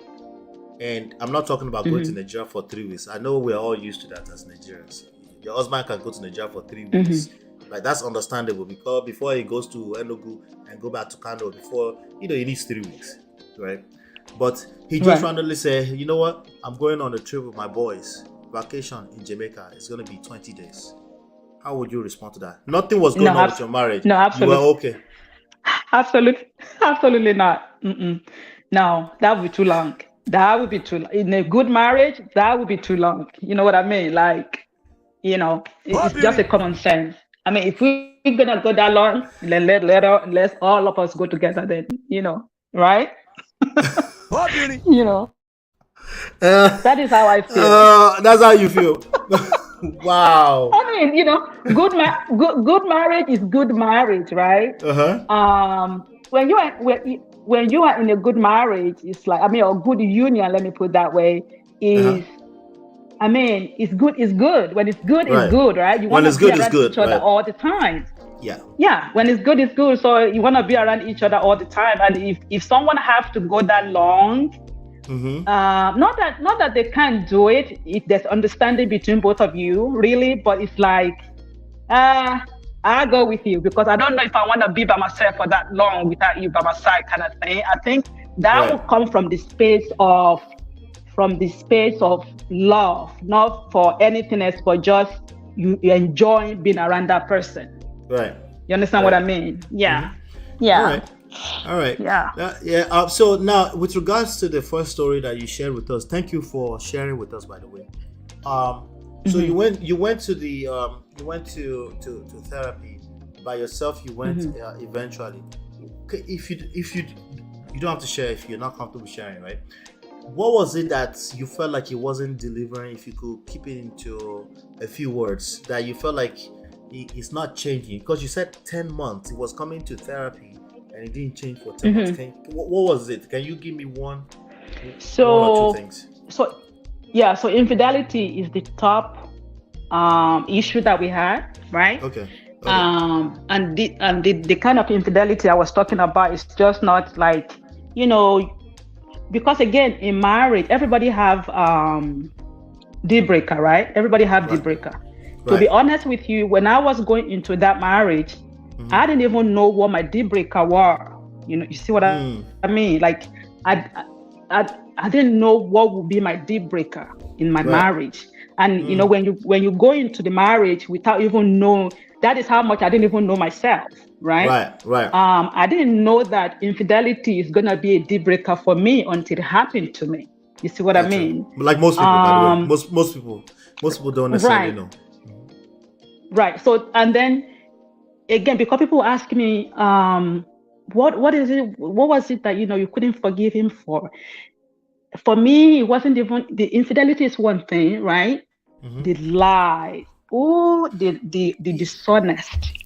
Yeah, because you have to lie with that. You have to lie to. Yeah. That dishonesty is just, it take the crown, and I couldn't trust myself with him anymore. Like I just couldn't. I cannot, for the love of God, my life to having to trust, him as the head of my house or whatever the case. And after that 10 months, and I realized that he still continued. He cannot get better with it. Let me. So when you say continued with the same person or just multiple people, random people? At that point, I didn't even pay attention after that, whether it's the same people, whether it's different people. What I do know was that when I find out, it was like a multiple of women, like multiple of people. Okay.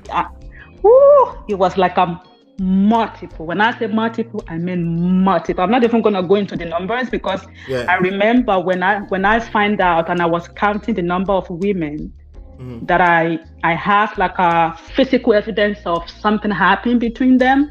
Right. I stopped counting at one point. You know what I mean? So the idea of this therapy was what were you guys arguing a lot about what was true or what was a lie? What was the majority of the conversation that you had in therapy? Was it just about proving if he's lying, or what was it? Hello, can you hear me? Yeah, I can hear you. No. At one point, he came clean, right? Like, I mean, of course, because the evidence, you can't even lie because the evidence was so much and it was so clear. There was no maybe if anything, right? So he was, and I think that evidence kind of forced him to say, okay, yeah, I was doing it, whatever, right? And not only that, it was the attitude. It was his attitude with, well, so yeah, you didn't think it was a big deal? What? Yeah, I didn't think it was a big deal. Yeah. It was like, yeah, just take care of your children. Yeah. Why are you so worried about what I'm doing? Yes, like, I mean, everything I'm doing, why exactly, and then like, and not because, all of that was happening, not because we are having issue intimately, absolutely not. And that was what really baffled me and kind of almost break me, because it's like, what are you looking for? What are you looking for? Like, because intimately, I thought we were in the good place. Like, I did my best. So my best wasn't enough for him, kind of thing. And even on top of all of that, I was willing to say, okay, right? Like they always say, right? You are willing to patch things together, see if you can make it work. Yes, like, okay, let's see what we can do. I mean, again, but I came to realize later on, like I was the one that want to make it work. Right. I was the one that want to make it work because I was the one that found the therapist. I was the one that was paying for it, whatever the case may be for the whole time. So in his mind, it's just helping you. Like, if she wants to go to therapy, okay, let's go. So it's that kind of attitude about the going, right? No, so the therapy, because I was at the point of walking away, right? The first time I was at the point of walking away. Oh. And you see what I mean? So, and he said, and I think, the family member, our friends, like, oh, please, you guys, this and that.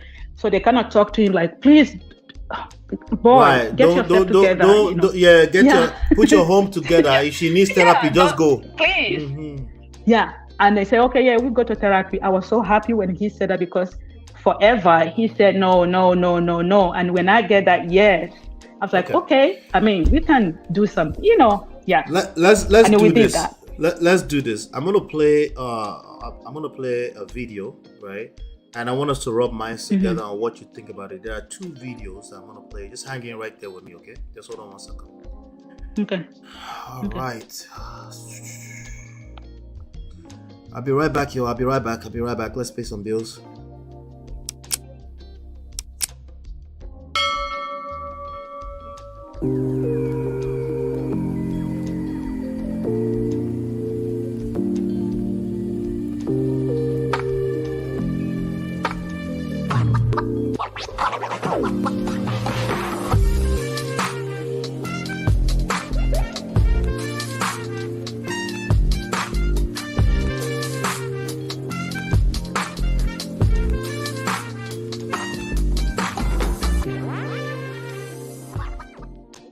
All right, so I'm gonna play this video. You can still hear me, right? Yes, I can hear you. Okay, I'm gonna play this video, and then we'll talk. I'll play another one with Pastor K on it, and then we'll talk about it. Okay, let me play it really quick. Let's get into it. No, you just From the ìwọ òpònú akájọ ràkà. Àwọn òpònú. Ó ti torí pọ́kọ̀ rẹ̀ ṣàṣemọ́ṣe ọkọ̀ rẹ̀ chíìtì. Ó chíìtì téńté ní báyìí. Lọ bá lọ́ọ̀kẹ́rù kúrò nílé. Lọ́rẹ́ rẹ̀ bá ń sọ pé no, you just have to leave. Oríire ò pé ọkọ tí ẹ cheat pẹ̀lú àwọn ọmọ tí ò níran ta ọ wà títorí ẹ kú òǹlé sọmọ pamú níwọ ìwọ ló nínú ilé rẹ ìwọ ló nílé bó bá ti bínú díẹ̀ bọ́kọ rẹ bá ti bẹ̀ ọjẹ́ ọtán ó sì ló cheat padà kọ́kí ọ̀tá tọ̀rìn kò bí ọ̀tá tọ̀rìn ẹnìkan lomi lẹ́yìn ẹsẹ̀ jura wọn lọ tí ẹni ó bu ọ lọ́wọ́ dádì wa lè cheat mọ́mí ìwọ gbọ́dọ̀ cheat bí wọ́n bá lé ọ lọ́nu àwọn ọmọ mi lórí street ọwọ́ àgbálẹ̀ tó bá gbalé pẹ́rẹ́ tọ́lọ́ ọba tó wá fìyà jẹ ọkọ lọ bọ́ sọ́wọ́ àwọn aláàjì ń pè mí ó jẹ sọnàbà ìgbà náà lọ́mọ pé Jésù èso ọmọ kírun ó jẹ sọ́bẹ̀ yìí. Hey. Oh my God. All right, so what is your take on that? Oh my God. I mean, like my old self, I would be so mad. Oof. Thank goodness for the state of mind that I am. Because again, I've came to realize that everybody speaks from whatever they know. Yes. What their experiences are. You know what I mean? Like, I won't even fight you. Is that what you believe, girl? Go for it. Because somehow maybe it's working for you, but it doesn't mean that it's gonna work for everybody the same way, right? Yes. Again, in my situation, I can only speak for my situation, and I know the reason why I have to walk away, right? And I'm glad that I did. There's no regret for me doing what I did because, it's like, I mean, this kind of message, they put this in my brain for so long, like, oh, you are the queen of, like, don't walk away from your house. Yeah, you are the queen of your house, and I believed it for some times, like, okay. And I hang on to that, I'm the queen of my house nonsense thing, but the thing is, at the end of the day, again, individually, you have to step back. You looking, I mean, if you just look inward, stop pointing fingers. Even so, at one point, let me tell you this, at one point in that relationship, right, I told him, I said, listen, I said, it seems like you're having trouble to cope, okay? I said, if you want to get, help. Long time ago, I kind of say, no, not even help, to get a second wife. No, second wife, help, okay? Like, right. Yeah, you know what I mean? Like, but he cannot afford a second wife, okay? It's not a polygamist. Okay? Yeah, it's not a polygamist. I mean, talking about you tried everything, like you tried it Right. all, right? So, Right. and then he get to the point, the last point of it for me was, I said, listen, you want to walk, you want to not borrow, and you are feeling yourself. I understand all of that because again, you have to, you know who you're dealing with. You have to understand the other person, Yeah. and not every time it's all about you. Sometimes let them be, let them do whatever they want to do, really. I said, if this is what you want to do, I said, go ahead. You go from Lagos to Maiduguri, from America to Canada. Right. Do them all. But let's keep this family. And this, really, this is a deal I was making, yeah? I cannot believe this. I said, intimate wife for my own health reason. Right. I will not be able to, right? But we can still be husband and wife. Right. You wanted to do the official thing, but he can't touch you. He should just live his life. And you go ahead. Yes. Do you, right? Right. This is how much I wanted to make it work, right?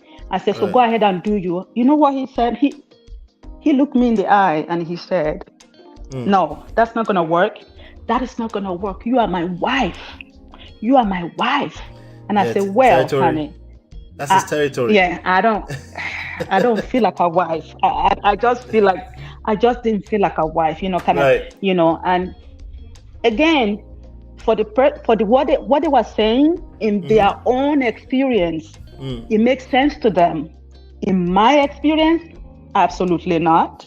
Right. Absolutely not. Right. Because again, even for no any other reason, for health reason.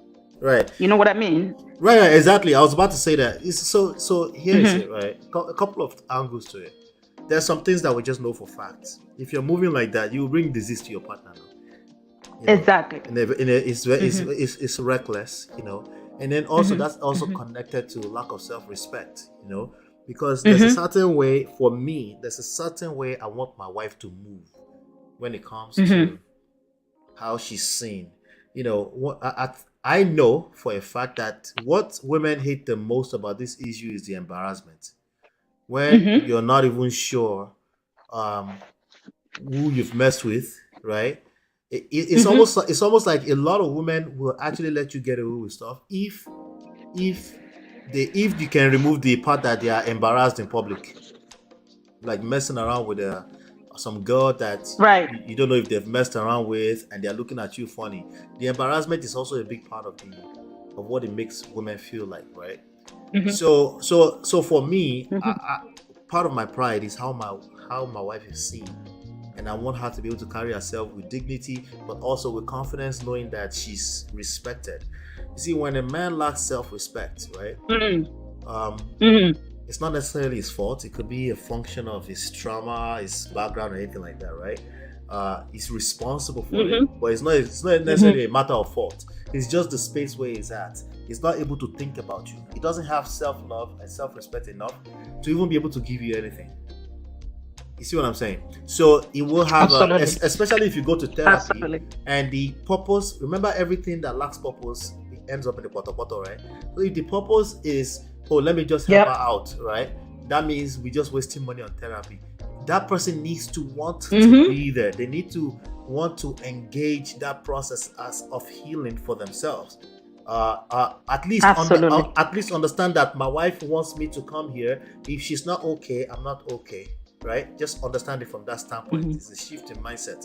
That can maybe help, right? Just the fact that he feels like he's in the same shoes with you. But it sounded like he was just wanted to they said, so we don't break our home. Okay, let me see if you can help out.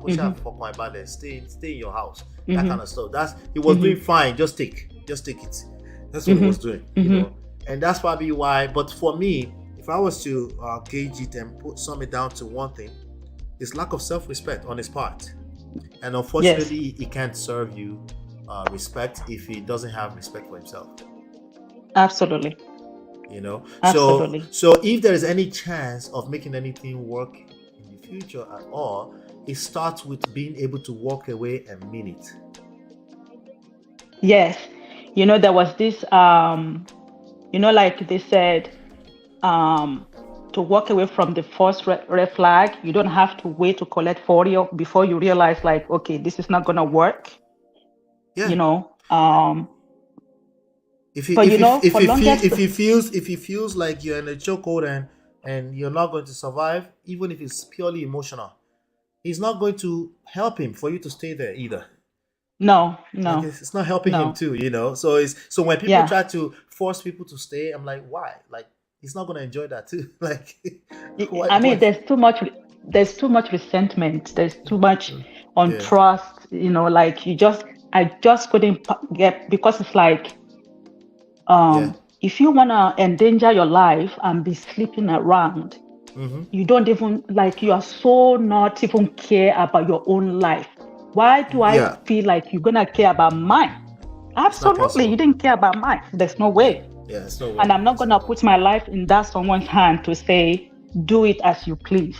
You know, no, absolutely no. I'm too old for that. And especially if it's a zero infidelity situation, that means and he came because I have to assume that he cares a little bit for him coming to the therapy, right? Maybe even if it's just to keep us all together, right?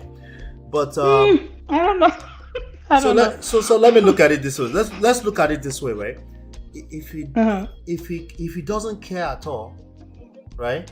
He will say, I'm not wasting my time on nonsense. It's not coming to therapy for you 10 months, right? And then let me tell you this. Let me tell you this. Like, what you just said. Right. So we talk about leadership in men, right?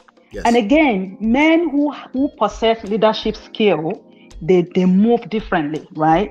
Because again, they move with their heads up, they move with intention, right? They are not gonna be going around and be doing all of those things. But let's say they did something like that and they did it wrong, right? Right. The thing is, they're gonna be bold enough and confident enough to be honest about it and apologize and do the work and just figure it out without having to make it to the fault of the other person. Yes, because there are situations like that where maybe somebody ended up falling into the wrong box by mistake, right? And then it's like you know what? It's like, you know what? Honestly, like, I feel terrible. I'm willing to work on it. Maybe it's just a phase that, and it's a one-off. There are situations like that, right? And the person is willing to work on not just himself, but also in ensuring that he gets you back. So on that part, he doesn't care enough. That's what I was trying to say, that he doesn't care enough even with him. He doesn't even care about himself enough. To even have enough for you to spill over. Because when people don't care about themselves, they will hurt other people. Hurt people, right? When people are just moving recklessly, right? It's because it's not just sadly, it wasn't about you and your children. It was about him, and it was self-destructive behavior, and he couldn't even stop it.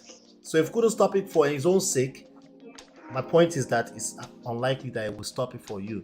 And sometimes the trigger that some people need, it's not that that's why you should do it, but they need to experience you walking away and mean it. And minute. It's not a guarantee that you will come back to them, but that may be a trigger that they need to realize that, wait, what am I doing? Because again, he lacks complete self-control, that he's not able to say, let me calm down. So this is somebody who does this and is reckless with the information to the point that where you can see all kind of information all over the place, right? Men are. He's a lousy cheater. It's lousy too. So it's very like there's no way to say it that you shouldn't have walked. You needed to walk away at the very minimum for your own sanity. Exactly. Very minimum, So stay there. You're not in a rush, right? You're not in a rush. No, I'm good. We're okay, good. All right. Let me play this next one, and then I want to hear what you have to say about it. Let's see. And it's not that my man will cheat and I will say, oh, myself, I'm going to cheat my own. Let me rewind. I will not let you take my husband. She's like, you can go. Wow. What do you think? Okay. YK wisdom. Some gray wisdom. Give us some. I mean, this is a very difficult topic for me because for me, cheating is not a deal breaker. Like I always say it here, my father had 27 wives, my mother didn't go. I'm not saying she was happy, but she didn't leave. And it's not that my man will cheat and I will say, oh, myself, I'm going to cheat my own. If it comes to that, let me just be going. Yeah. You know? So it's very difficult for me. It's what is your own deal breaker? Everybody has their... My own deal breaker is if I find out that my own partner is sleeping with another man. That's my deal breaker. I will run. They won't even beg me. I will be... All right, so let's unpack that. What do you think about what she just said? Right. So, like I said, like experience, like we are the product of our environment, right? Yes. So, right, we are the product of our environment. What you grow up seeing, it become normal for you, because that is what you know. And it doesn't mean that it doesn't mean that you're gonna end up like what you know. It doesn't mean that you are not capable of changing, but that is what you know, right? Like in the ladies, I forgot her name. In her case, I mean her father, Miss Yemi, her father was it was a known musician with, you know, the orphan 27 wives, right? That 27 wives, weeds everywhere, IGBE everywhere. Yeah. You can imagine. So that's wild. I mean, that is wild. Yeah. And you know, that is her experience. But the good thing about what she says is this. I'll tell you what I like that she said. She said that cheating is not her deal breaker. Okay? Yes. Again, once you know yourself, before you even go into relationship, you know what you can take, you know what you're not gonna take. You and your partner, you already talk about it, you know, you good to go, really. Like in my case, I didn't know what my deal breaker was. I had no idea what deal breaker were. You know, I just went into the marriage with my own experience of, I was in this Cancun, like everybody's good. Everybody's a good people, you know. But I don't. Again, but wait, she's also 61 years of age. It's unrealistic to ask 27, 35, 33-year-old people to know themselves and know everything, to know how they will respond to crisis, to know how they will respond to trauma, right? It's also unrealistic to ask people to know how they will respond to those things, don't you think? Yes, and again, you know, the good thing about the generation after my generation, the generation after my generation, they are so self-aware, right? They know a lot, you know, like, because the information is there for them to explore and figure out what works and what doesn't work for them, right? Again, it does not matter how much you know. When you go into the marriage, you have to really start learning again, because it's like, but again, if you have a foundation of this is what I'm going to take, even before you walk in there, like this is, so anything else that is doesn't look like what you think is gonna look like, you're gonna react to it in real time when that is happening. Right, like whether you'll be able to take it or not, whether or not you're gonna try to make it work like I did, that. Like, even though it looks so unfamiliar to me, but I still try to make it work with all the effort that I, you know. So the point I try to make there right now is this, right? I want you to be fair to yourself. You know, no, this whole life is a journey. Right, it is, and it's very important that you're fair to yourself in assessing what you knew and what you didn't know, and it's very important so that you are able to forgive yourself fast enough and move on to the next phase when things don't work out. The one one of the few things that are inevitable in life is crisis. It will happen. The way it will happen is probably not going to be the way the other person said it will happen. It will come from a blind spot. So that expectation is what is killing our relationships. How we manage expectations, not just expectation of the other person, but of yourself, right? Just understanding that you know that, hey, this is my deal breaker and I'm deal breaker, but I need us to realize that that's a function of experience. That's something you gained from experience. Experience is not anybody's mate. It's like for life. Internet will continue to struggle around experience. We have all this information and people are still struggling with their relationships. That's because they are disengaging from mentorship and they're disengaging from experience, and they're not paying attention to the experience, and they're not learning anything from their experiences. The only thing they learn how to do, most people, I'm saying, the only thing they learn how to do from experience is to point fingers at something else, that it's something else's fault. Is that they call it is Matrix fault, or is the fault of this Western society, or is Canadian system, or is the woman's fault or the man's fault, right? People are now saying they have the fear of looking in the mirror, like you said in the beginning, and say, how did I participate in this, right? What could I learn in this? And then when you learn that, you forgive yourself quick enough so you can move forward to the next phase of your life. Because the more energy you spend on all these other things, right, the more energy you're spending away from, because there's still life ahead of us to experience. Absolutely. Right? Yeah. And a lot of people are missing out on that because they're carrying fear over from their past into the future, or other people's experience that triggers them.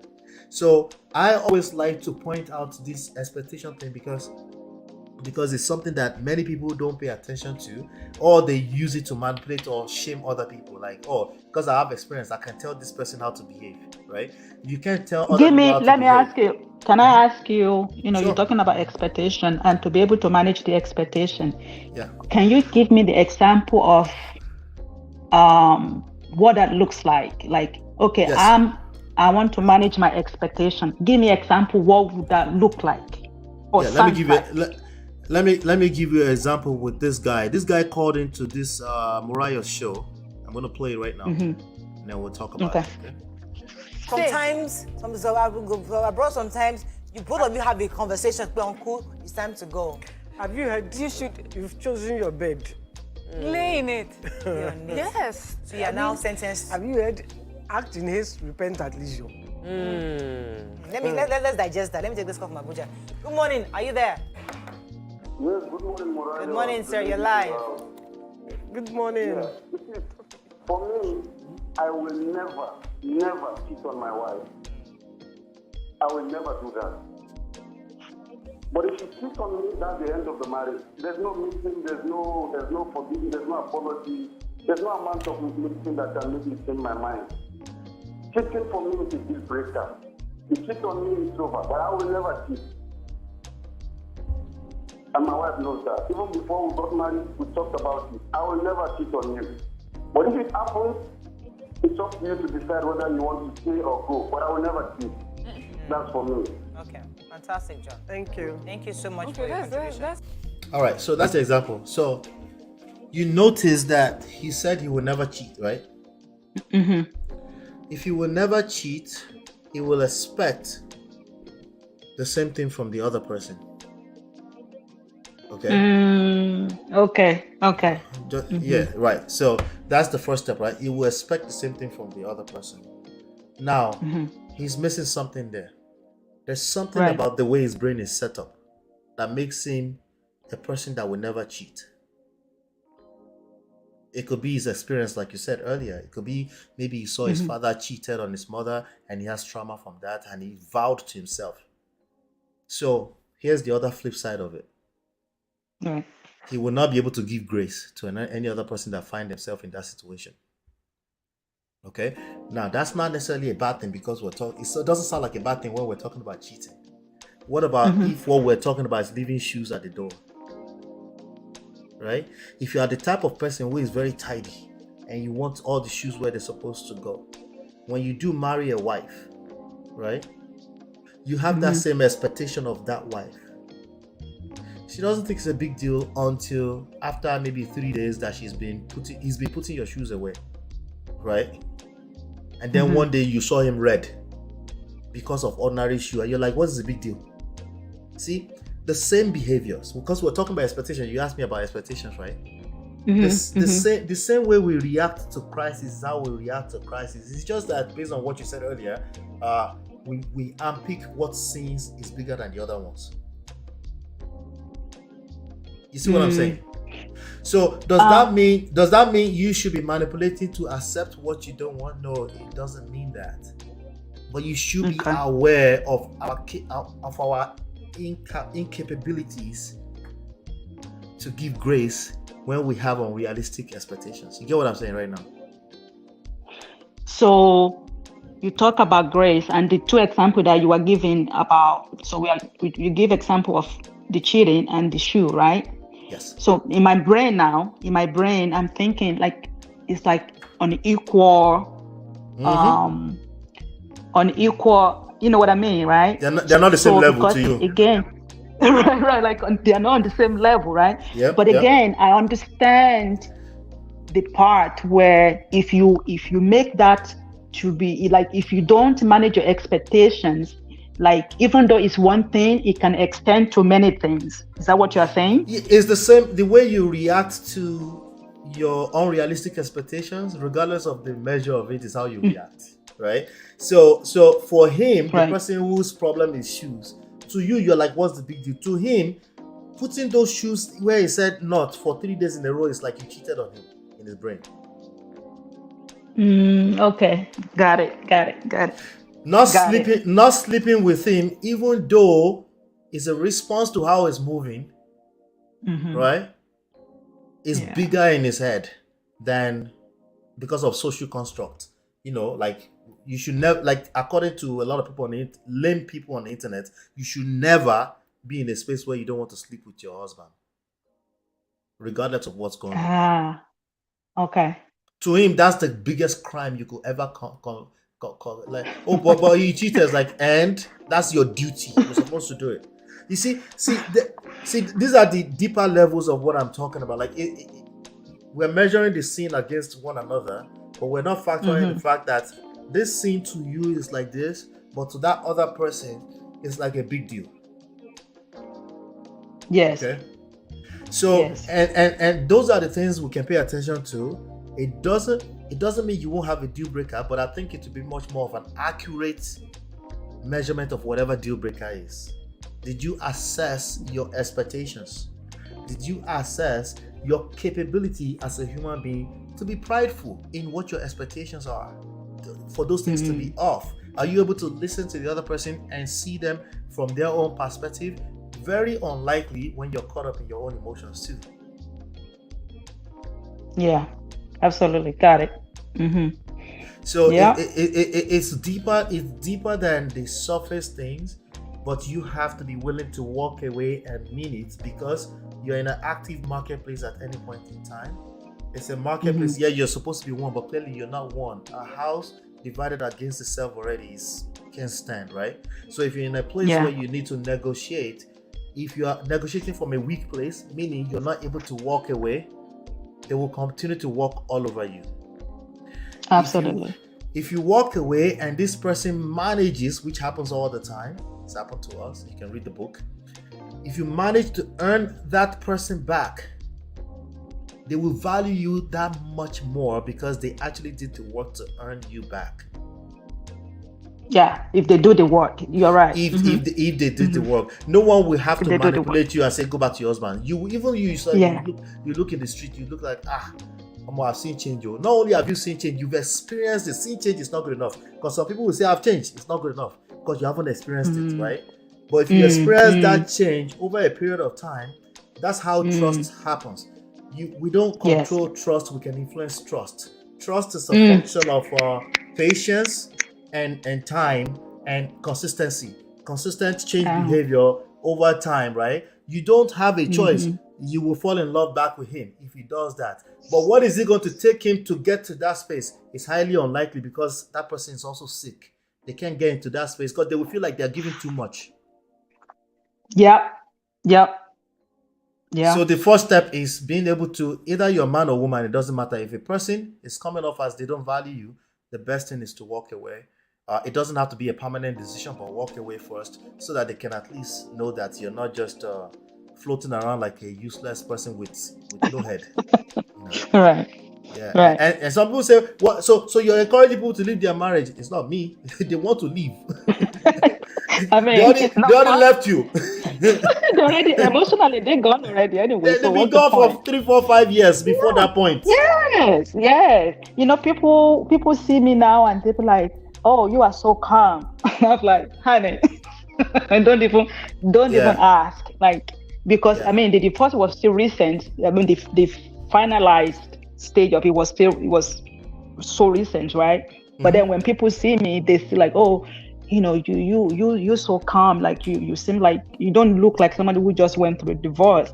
But the thing is, when I was going through it, this is like 2, 3 years, 4 years back. Okay, some people didn't even know that I was going through hell, right? He himself didn't know what I was going through. No, we typically don't know. Men don't know.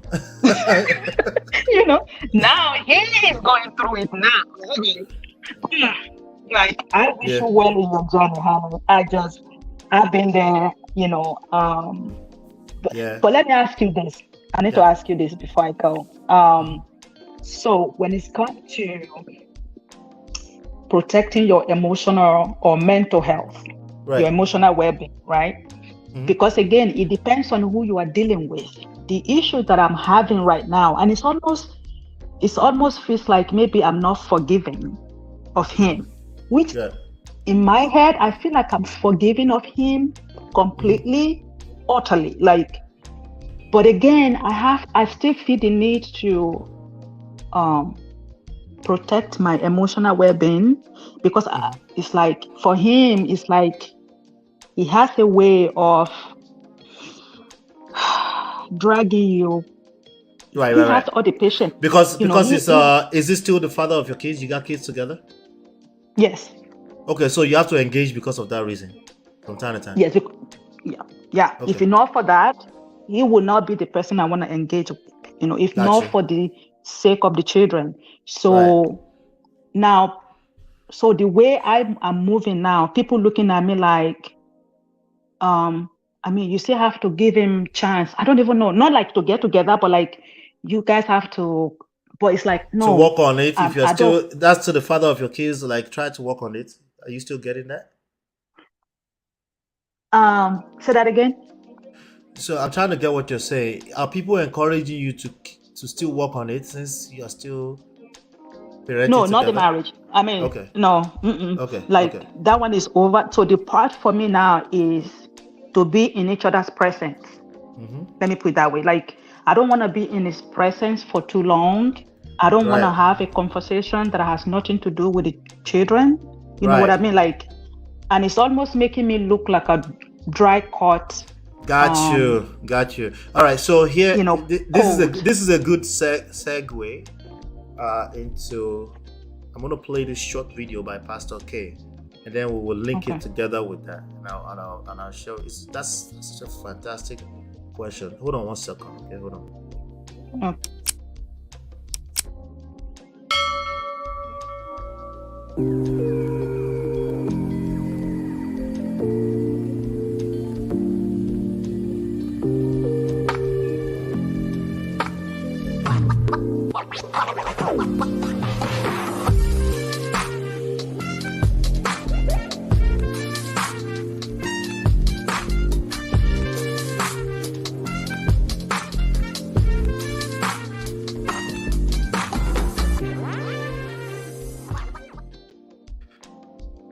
This year's Valentine, because I and my wife are quite popular, so we used to go on dates in Lagos, but it became difficult because every time we go on dates, people want to take pictures with us, people want to, eating, somebody say, selfie. So, you know, people were looking at you, oh, that's Pastor K. You know, so we reduced going out in Lagos. So this Valentine this year, I knew I couldn't take her out. And besides, there's so much traffic on Valentine's Day anyway, because everybody's trying to go out. So in the balcony, I just got a small stool, put a cloth on it, put candles on it, ordered, she likes seafood pasta, ordered it, and we had Valentine dinner in the balcony. Treats. It doesn't cost so much. Treats. That's how you make love to a woman. That's That's how you turn a woman on. These are things Yahoo boys know that Christians don't know. Scientists have found out if you want to have sex with a woman, feed her. Scientists have found out that the best way to get a woman to have sex, to give her food. I kid you not. Scientifically, I'm not the one that made it up. Yahoo boys know these things. Give her food. It's simple. Feed her. Because all right. All right. So the flip side of this is that there's some things that so that's for the gentlemen that are listening to this. There's some things that the Yahoo boys know they'll give to your wife. They'll feed your wife, they'll take your wife away from you. And sometimes it's a slow process. That guy has been sitting in the WhatsApp message for long enough to lose your wife, and he will take your wife. But anyway, the flip side of it is that somebody can take your husband, right? An Olosho can take your husband by there's some things that they know that you don't know, right? Just like the Yahoo boy knows some things that the husband tends to not know, right? Hold on 1 second. Right? So there's some things that the Oloshos will know that the wife don't know. For life is happening, right?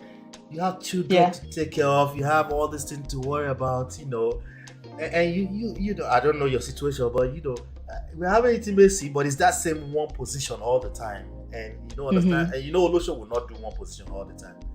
Of course.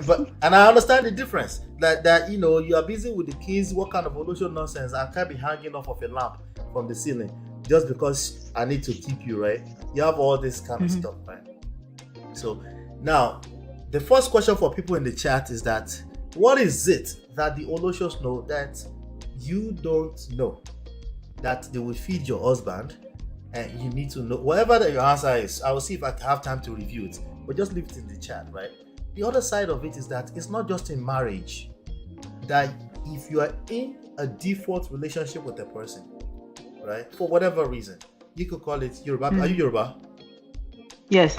Okay. Issue in your no matter when your boy poop, right? Right. That means if not because of yam, your hands may not enter oil at all, right? Or, So that means circumstances sometimes put you in a position where you have to engage certain type of people. Maybe you don't really like that guy, but because your boss decided to hire him as a contractor, now you have to deal with him from time to time. And you better deal with him the proper way, because we're talking about paycheck next Friday. In this situation, there's no paycheck next Friday, but there's your children years from now. Then being able to see, you good. Right? Oh my God. Go ahead. Then being able to see what a healthy relationship look like, even if we're not married, right? If you're doing cut dry conversation, every time he asks a question, you give him one word answer, because I understand. Remember, circumstances, life happens. That's just where you are, and you're trying to protect yourself naturally, right? But now you are aware, because you spent this time with me. You're aware that it's not just because of that. I need to show my kids what it looks like to nurture a healthy relationship, regardless if I want to do career with this person ever again or not, right? And you just want to be interested in what is up to. Just be interested, and it might get mixed temporarily. This is the test for you. Temporarily, is going to get mixed feelings and think that it's about to slid in there or anything like that. If there's nothing there, then don't worry about it. Just keep asserting that there's nothing. That no, what's going on with you? How are you? Is everything okay? Okay, drop the babies off. Okay, shalafiani, whatever. You just be cordial. Learn how to be cordial. Mama, uncle, whatever. You extend it beyond just him, right? He will get mixed feelings for a while, and that will be your test. Maybe you fall back for him. I don't know. I don't know. But but there's greater. But my point is that there's greater purpose, right? There's greater purpose. I got you.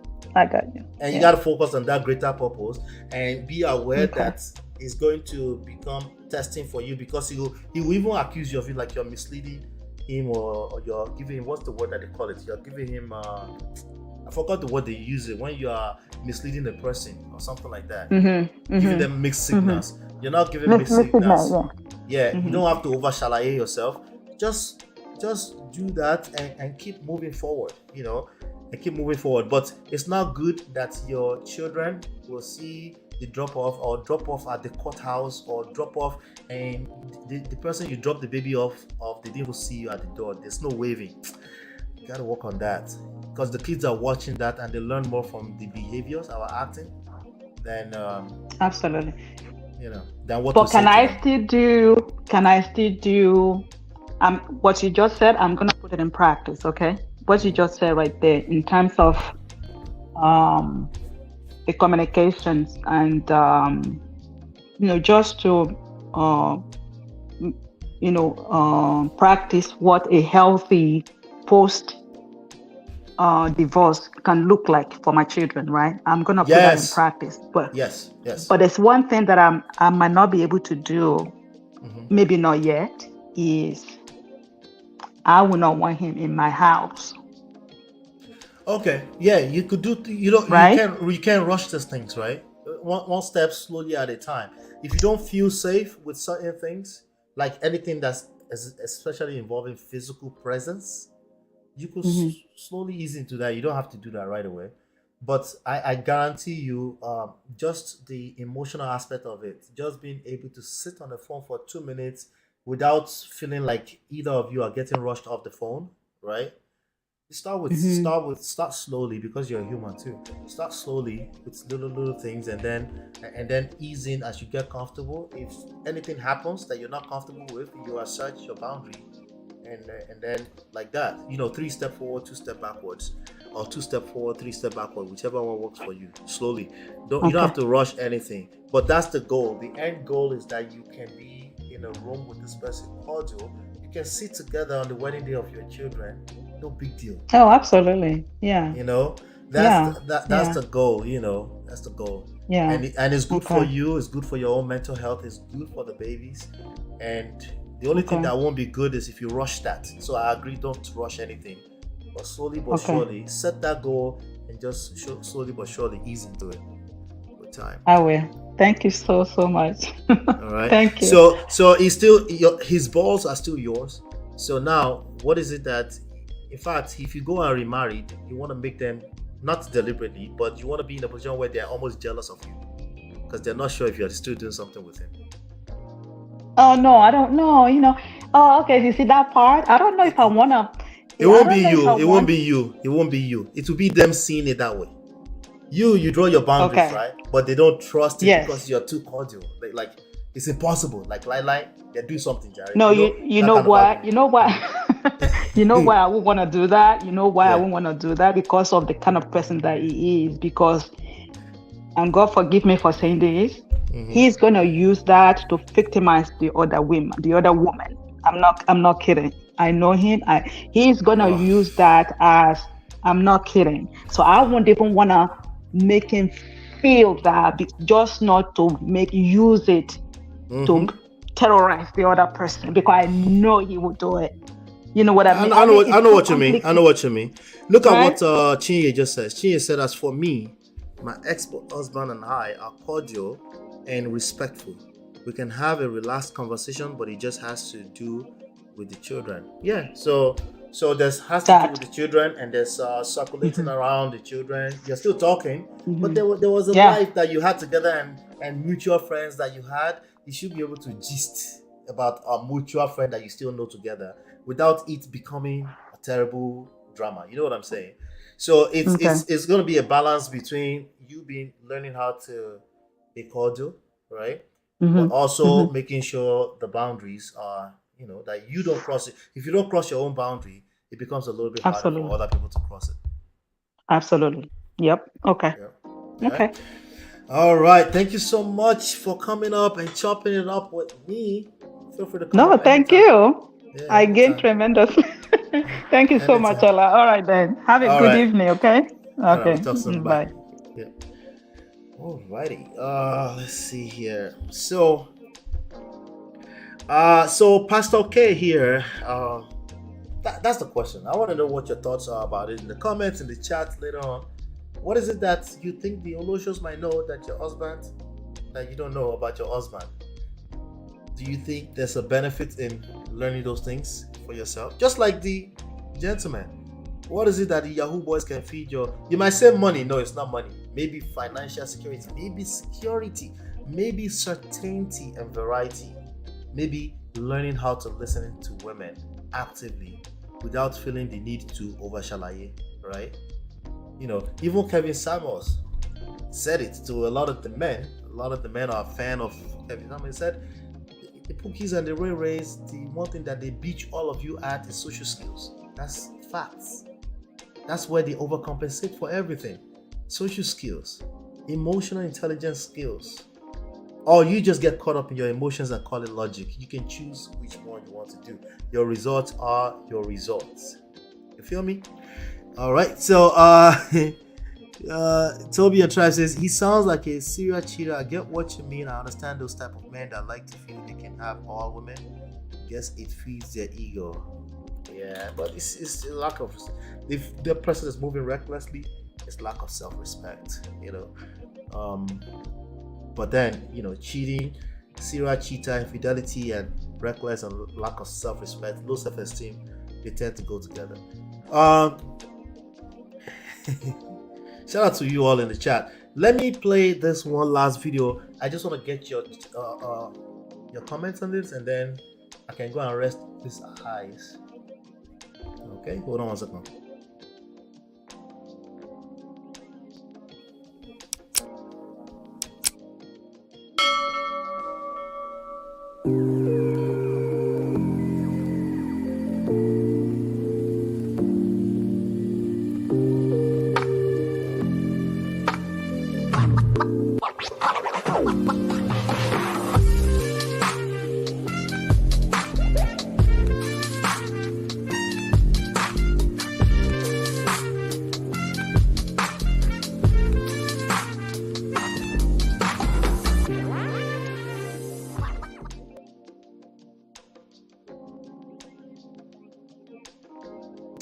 I was watching Auntie B the other day, I forgot, and there was somebody, it was a guy who left a comment and said, "Get yourself together, women." He said, "Women, gain some understanding." Paraphrasing, "Women, get some understanding.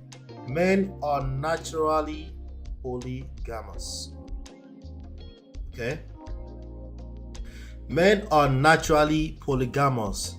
Get some understanding. I don't know what topic she was covering, but I was like, you know what? We got to talk about this, you know. This whole idea that men are just naturally polygamous and women are supposed to be naturally monogamous. And then now, if you now find out later that the wife has been fed by some guy on Instagram in her DMs, you'll now be shocked suddenly. Yeah, who did this to us, gentlemen? You know. But anyway, for both, because there are women supporting that talking point too. There are women that support that talking point as well.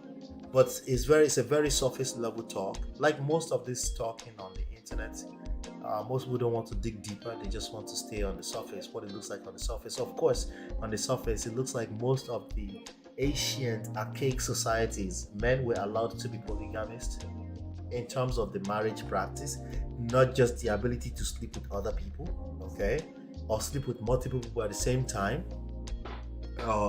And women are expected to receive only one kerewa every 3 months when it's at all from the same man, right? So when people talk at very surface level like that, they utter nonsense stupidity like that, and it's just sad every time I see something like that. But what can we do then? All we can do is have this conversation, you know, because I know that a lot of people message me. They're getting a lot from this session, so I'm very appreciative of that. So I will keep having it. Some people just don't know what they don't know, and some of us have some grace that other people don't have. Okay, so polygamy as a marriage practice and the ability to have sexual relationship with multiple at the same time, they are two different things. They're completely two different things. They're parallels. They don't match. Okay, I know on the surface it looks like it, but then to Ronu Jile, right? You know that they're two different things. You can marry multiple wives. That's two different things. Not only do we have people marrying multiple husbands today, it's very still minority. I don't encourage it. That's kind of weird. Particularly because of the social construct, not because it's not possible. So when you use the word natural, you're saying something is not possible. But that's already a lie.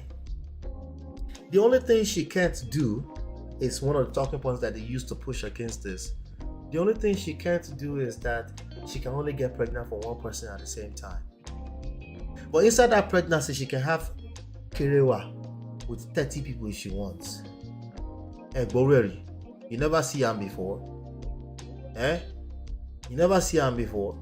You know those say pregnant women, they do porn star too. Why do we talk out of our ass, especially as leaders of society? Anyway, this guy, his name is Lucario. He runs a YouTube channel. Shout out to Lucario, where he teaches game, to men. And I've listened to him long enough. He understands a lot of these things, a lot of it, to a large extent, right? I'm gonna play this video for you, and then just to establish what we're talking about here. No one is naturally monogamous or polygamous. It's a practice that you can choose to do. Yes, there's an influence or your capability to make this choice from the social construct, from the way we are socially set up. Some people, because that's not what they know, they won't do it. Some people, because they've never seen it before, they're fascinated about it, they're fantasizing about it, they think they can do it. We will find out with time if you can do it or not, okay? But every human being is capable of having career with multiple people. Don't tell yourself that, so you're not caught off guard from the wrong angle when it comes down to it. Because the way to shock you is that you will now find out that your woman is talking to somebody else, and you try to use that to shame her to stop. But it's too late because she left your ass a long time ago. Yes, somebody replaced you before you knew it. Sometimes people will say, "Oh, it's because she's been talking to somebody." Maybe you're right. She's been talking to somebody doesn't mean she's already having sex with somebody else. Okay, it doesn't mean that. But if you keep up with that rhetoric, that talking point, that will become your reality, because obviously you're speaking from a place of fear, right? Men are not natural polygamists. They're not. I would even argue opposite of it. But there's no need to waste time to be doing competition with you, because the truth is that any human being who is able to do kerewa can have multiple kerewa relationships, multiple sexual relationships, all human beings are able to do that. Okay? Depending on where they're coming from, maybe it's their practice, maybe their religion is not against it. If they're okay with collecting disease all over the place, who am I? Right? Some of them are even reckless with it. Women, reckless with this behavior. So don't be telling yourself it's not natural so you can shame them to stop. You're dealing with the wrong type of chick. Go and find the right type of chick that you need to deal with, and stop trying to shame people that are not in your lifestyle into becoming your lifestyle. These are the problems. These are the issues. Don't go and be carbon copy and looking at somebody on Instagram and come and be telling her there's no wife material. No, you've been following people that are not wife material. That's on you. At the end of the day, this is true in any society right now. Most of the world, the rest of the world is Western. Hip-hop. The culture is moving. As long as there's internet connection, don't fool yourself. You don't understand their language, you don't understand their culture, you're gonna go there and say they're feminine. How do you know that? You can't even comprehend a full sentence in their language. We have serious problems right now because people are trying to jump ship. The whole microwave mindset. Nobody wants to do the work anymore. Let me play this Lucario video, and then I want to hear your thoughts on it, and then we'll round up. Want to be with one man sexually, but know your girl saying women only want to be with one man sexually, but men want to be with a bunch of women sexually. Is that correct? Absolutely. Okay, now stop, full stop. Now, when hold on, let me ask you this question. When a woman is dating multiple men, is she only one guy? Yes or no? Listen, when a woman is dating multiple men, is she only one guy? Yes or no? Hey, chat, I want you to caller. Answer the question. When a woman is dating multiple men, is she only one guy? Chat, you see how you keep cutting me off? Caller, stay focused. I'm gonna ask you one more time and then I'm gonna hang up. If a woman is dating multiple men, is she only one guy? No, she's not only one guy. Okay, so then You know what why? are you talking? You So know how why? is she? So how is You know she why? only how is she naturally monogamous if she's more than one I dude? just answered you. I just answered that question. You keep going back to the same bullshit. I just answered it. If you're not listening, Answer it listen again. to Go ahead. understand. Answer it again. Go ahead. Listen to understand. No, don't do that. I asked you if women are dating multiple men, are they one guy? You said no, which means that they are not naturally monogamous. So you're saying women only want to be with one man sexually, but men want to be with a bunch of women sexually. Is that correct? Absolutely. You know how? Okay, now you think they're wise? Now, all right, that's the gist right there. I wanted to leave that with you today. All right, it's Friday. You know, if anything is popping this weekend, I'll come up. We'll do something together. You know, but that's the gist. Everyone is capable of having multiple sexual relationships. Gentlemen, this message goes actually for you the most. Stop telling your, because he can't answer the question. He couldn't answer the question because at surface level is like it's dead on arrival, whatever his talking points are. And there's a lot of men, like lots of them, it's going viral, talking like this on the internet. And you know, we'll be correcting them as we go. This naturally polygamous is BS. Nothing good comes out of polygamy. Yeah, they are mixing it with sexual relationship. Like polygamy is a marriage practice. Just because you can have sex with multiple doesn't mean you're a polygamist. Okay, those are two different things that are just completely different. You know. But yes. Anyway, this was a good session. Would you say this was a good session, right? And shout out to Tima for coming up and chopping it up with me. It's always interesting and elevates the conversation when I engage with other people. And shout out to all of you in the chat: Chinye, Toby, Angela, everybody, all my brothers in the background, brother Patrick, and everybody that's going to watch a replay. Make sure you're sharing this. We're doing well. The platform is growing. Share this, get people to subscribe, grab the link to it, send an email out, all those kind of stuff. And you can get my book for free. You get them at loveandprestige.com. Okay. But I'm gonna go rest the voice a little bit longer. The eyes, I have eye drops and stuff like that. The baby brought pink eye on. So now my wife and I were doing like this around the house. May the good Lord help us. She says he knows the answer, but he hates it because it will negate what he's trying to say. Yes. It's like you're trying to force an idea into what it is not. Okay. That one side is naturally one or the other is BS. Complete BS, you know. So no one side is naturally anything. One side is maybe by way of nurture, social construct is one way than the other. We can have that conversation. But when you try to force it into natural, that's you not trying to respect that there are other moral standards in the world. There are other standards in the world that people operate off at individual level, family level, cultural level, local level, nationwide level, and global level. So that's why it's very hard for me it becomes very hard to engage certain conversations. Once I know that you've made up your mind and you're on the extreme, I just leave you alone. The best I can do is probably throw shots at you when we're doing this session here right now. We got to keep an open mind. I have to keep an open mind, but I also have to protect my emotional stability and not engage on necessary conversation that's not leading anywhere. You know? But yeah, thank you so much for being here. I appreciate you. I appreciate your support. You can still support financially even after the show is over. You can always see a $sign at the bottom. If I said anything that made sense, something that hit you, something that you gain from, some kind of nugget, it's always appreciated if you can support in that way. All right. Hopefully you've been enlightened, educated on your way out. Hit that like button and share and subscribe. I'll see you on the next one. And peace.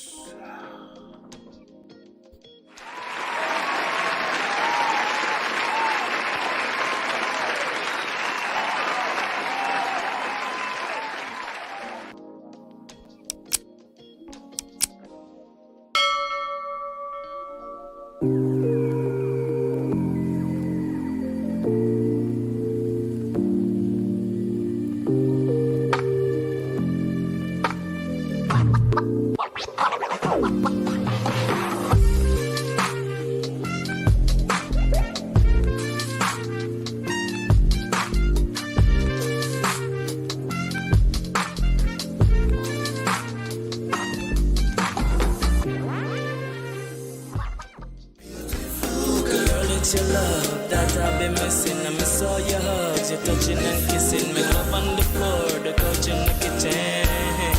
One love enough, we done enough.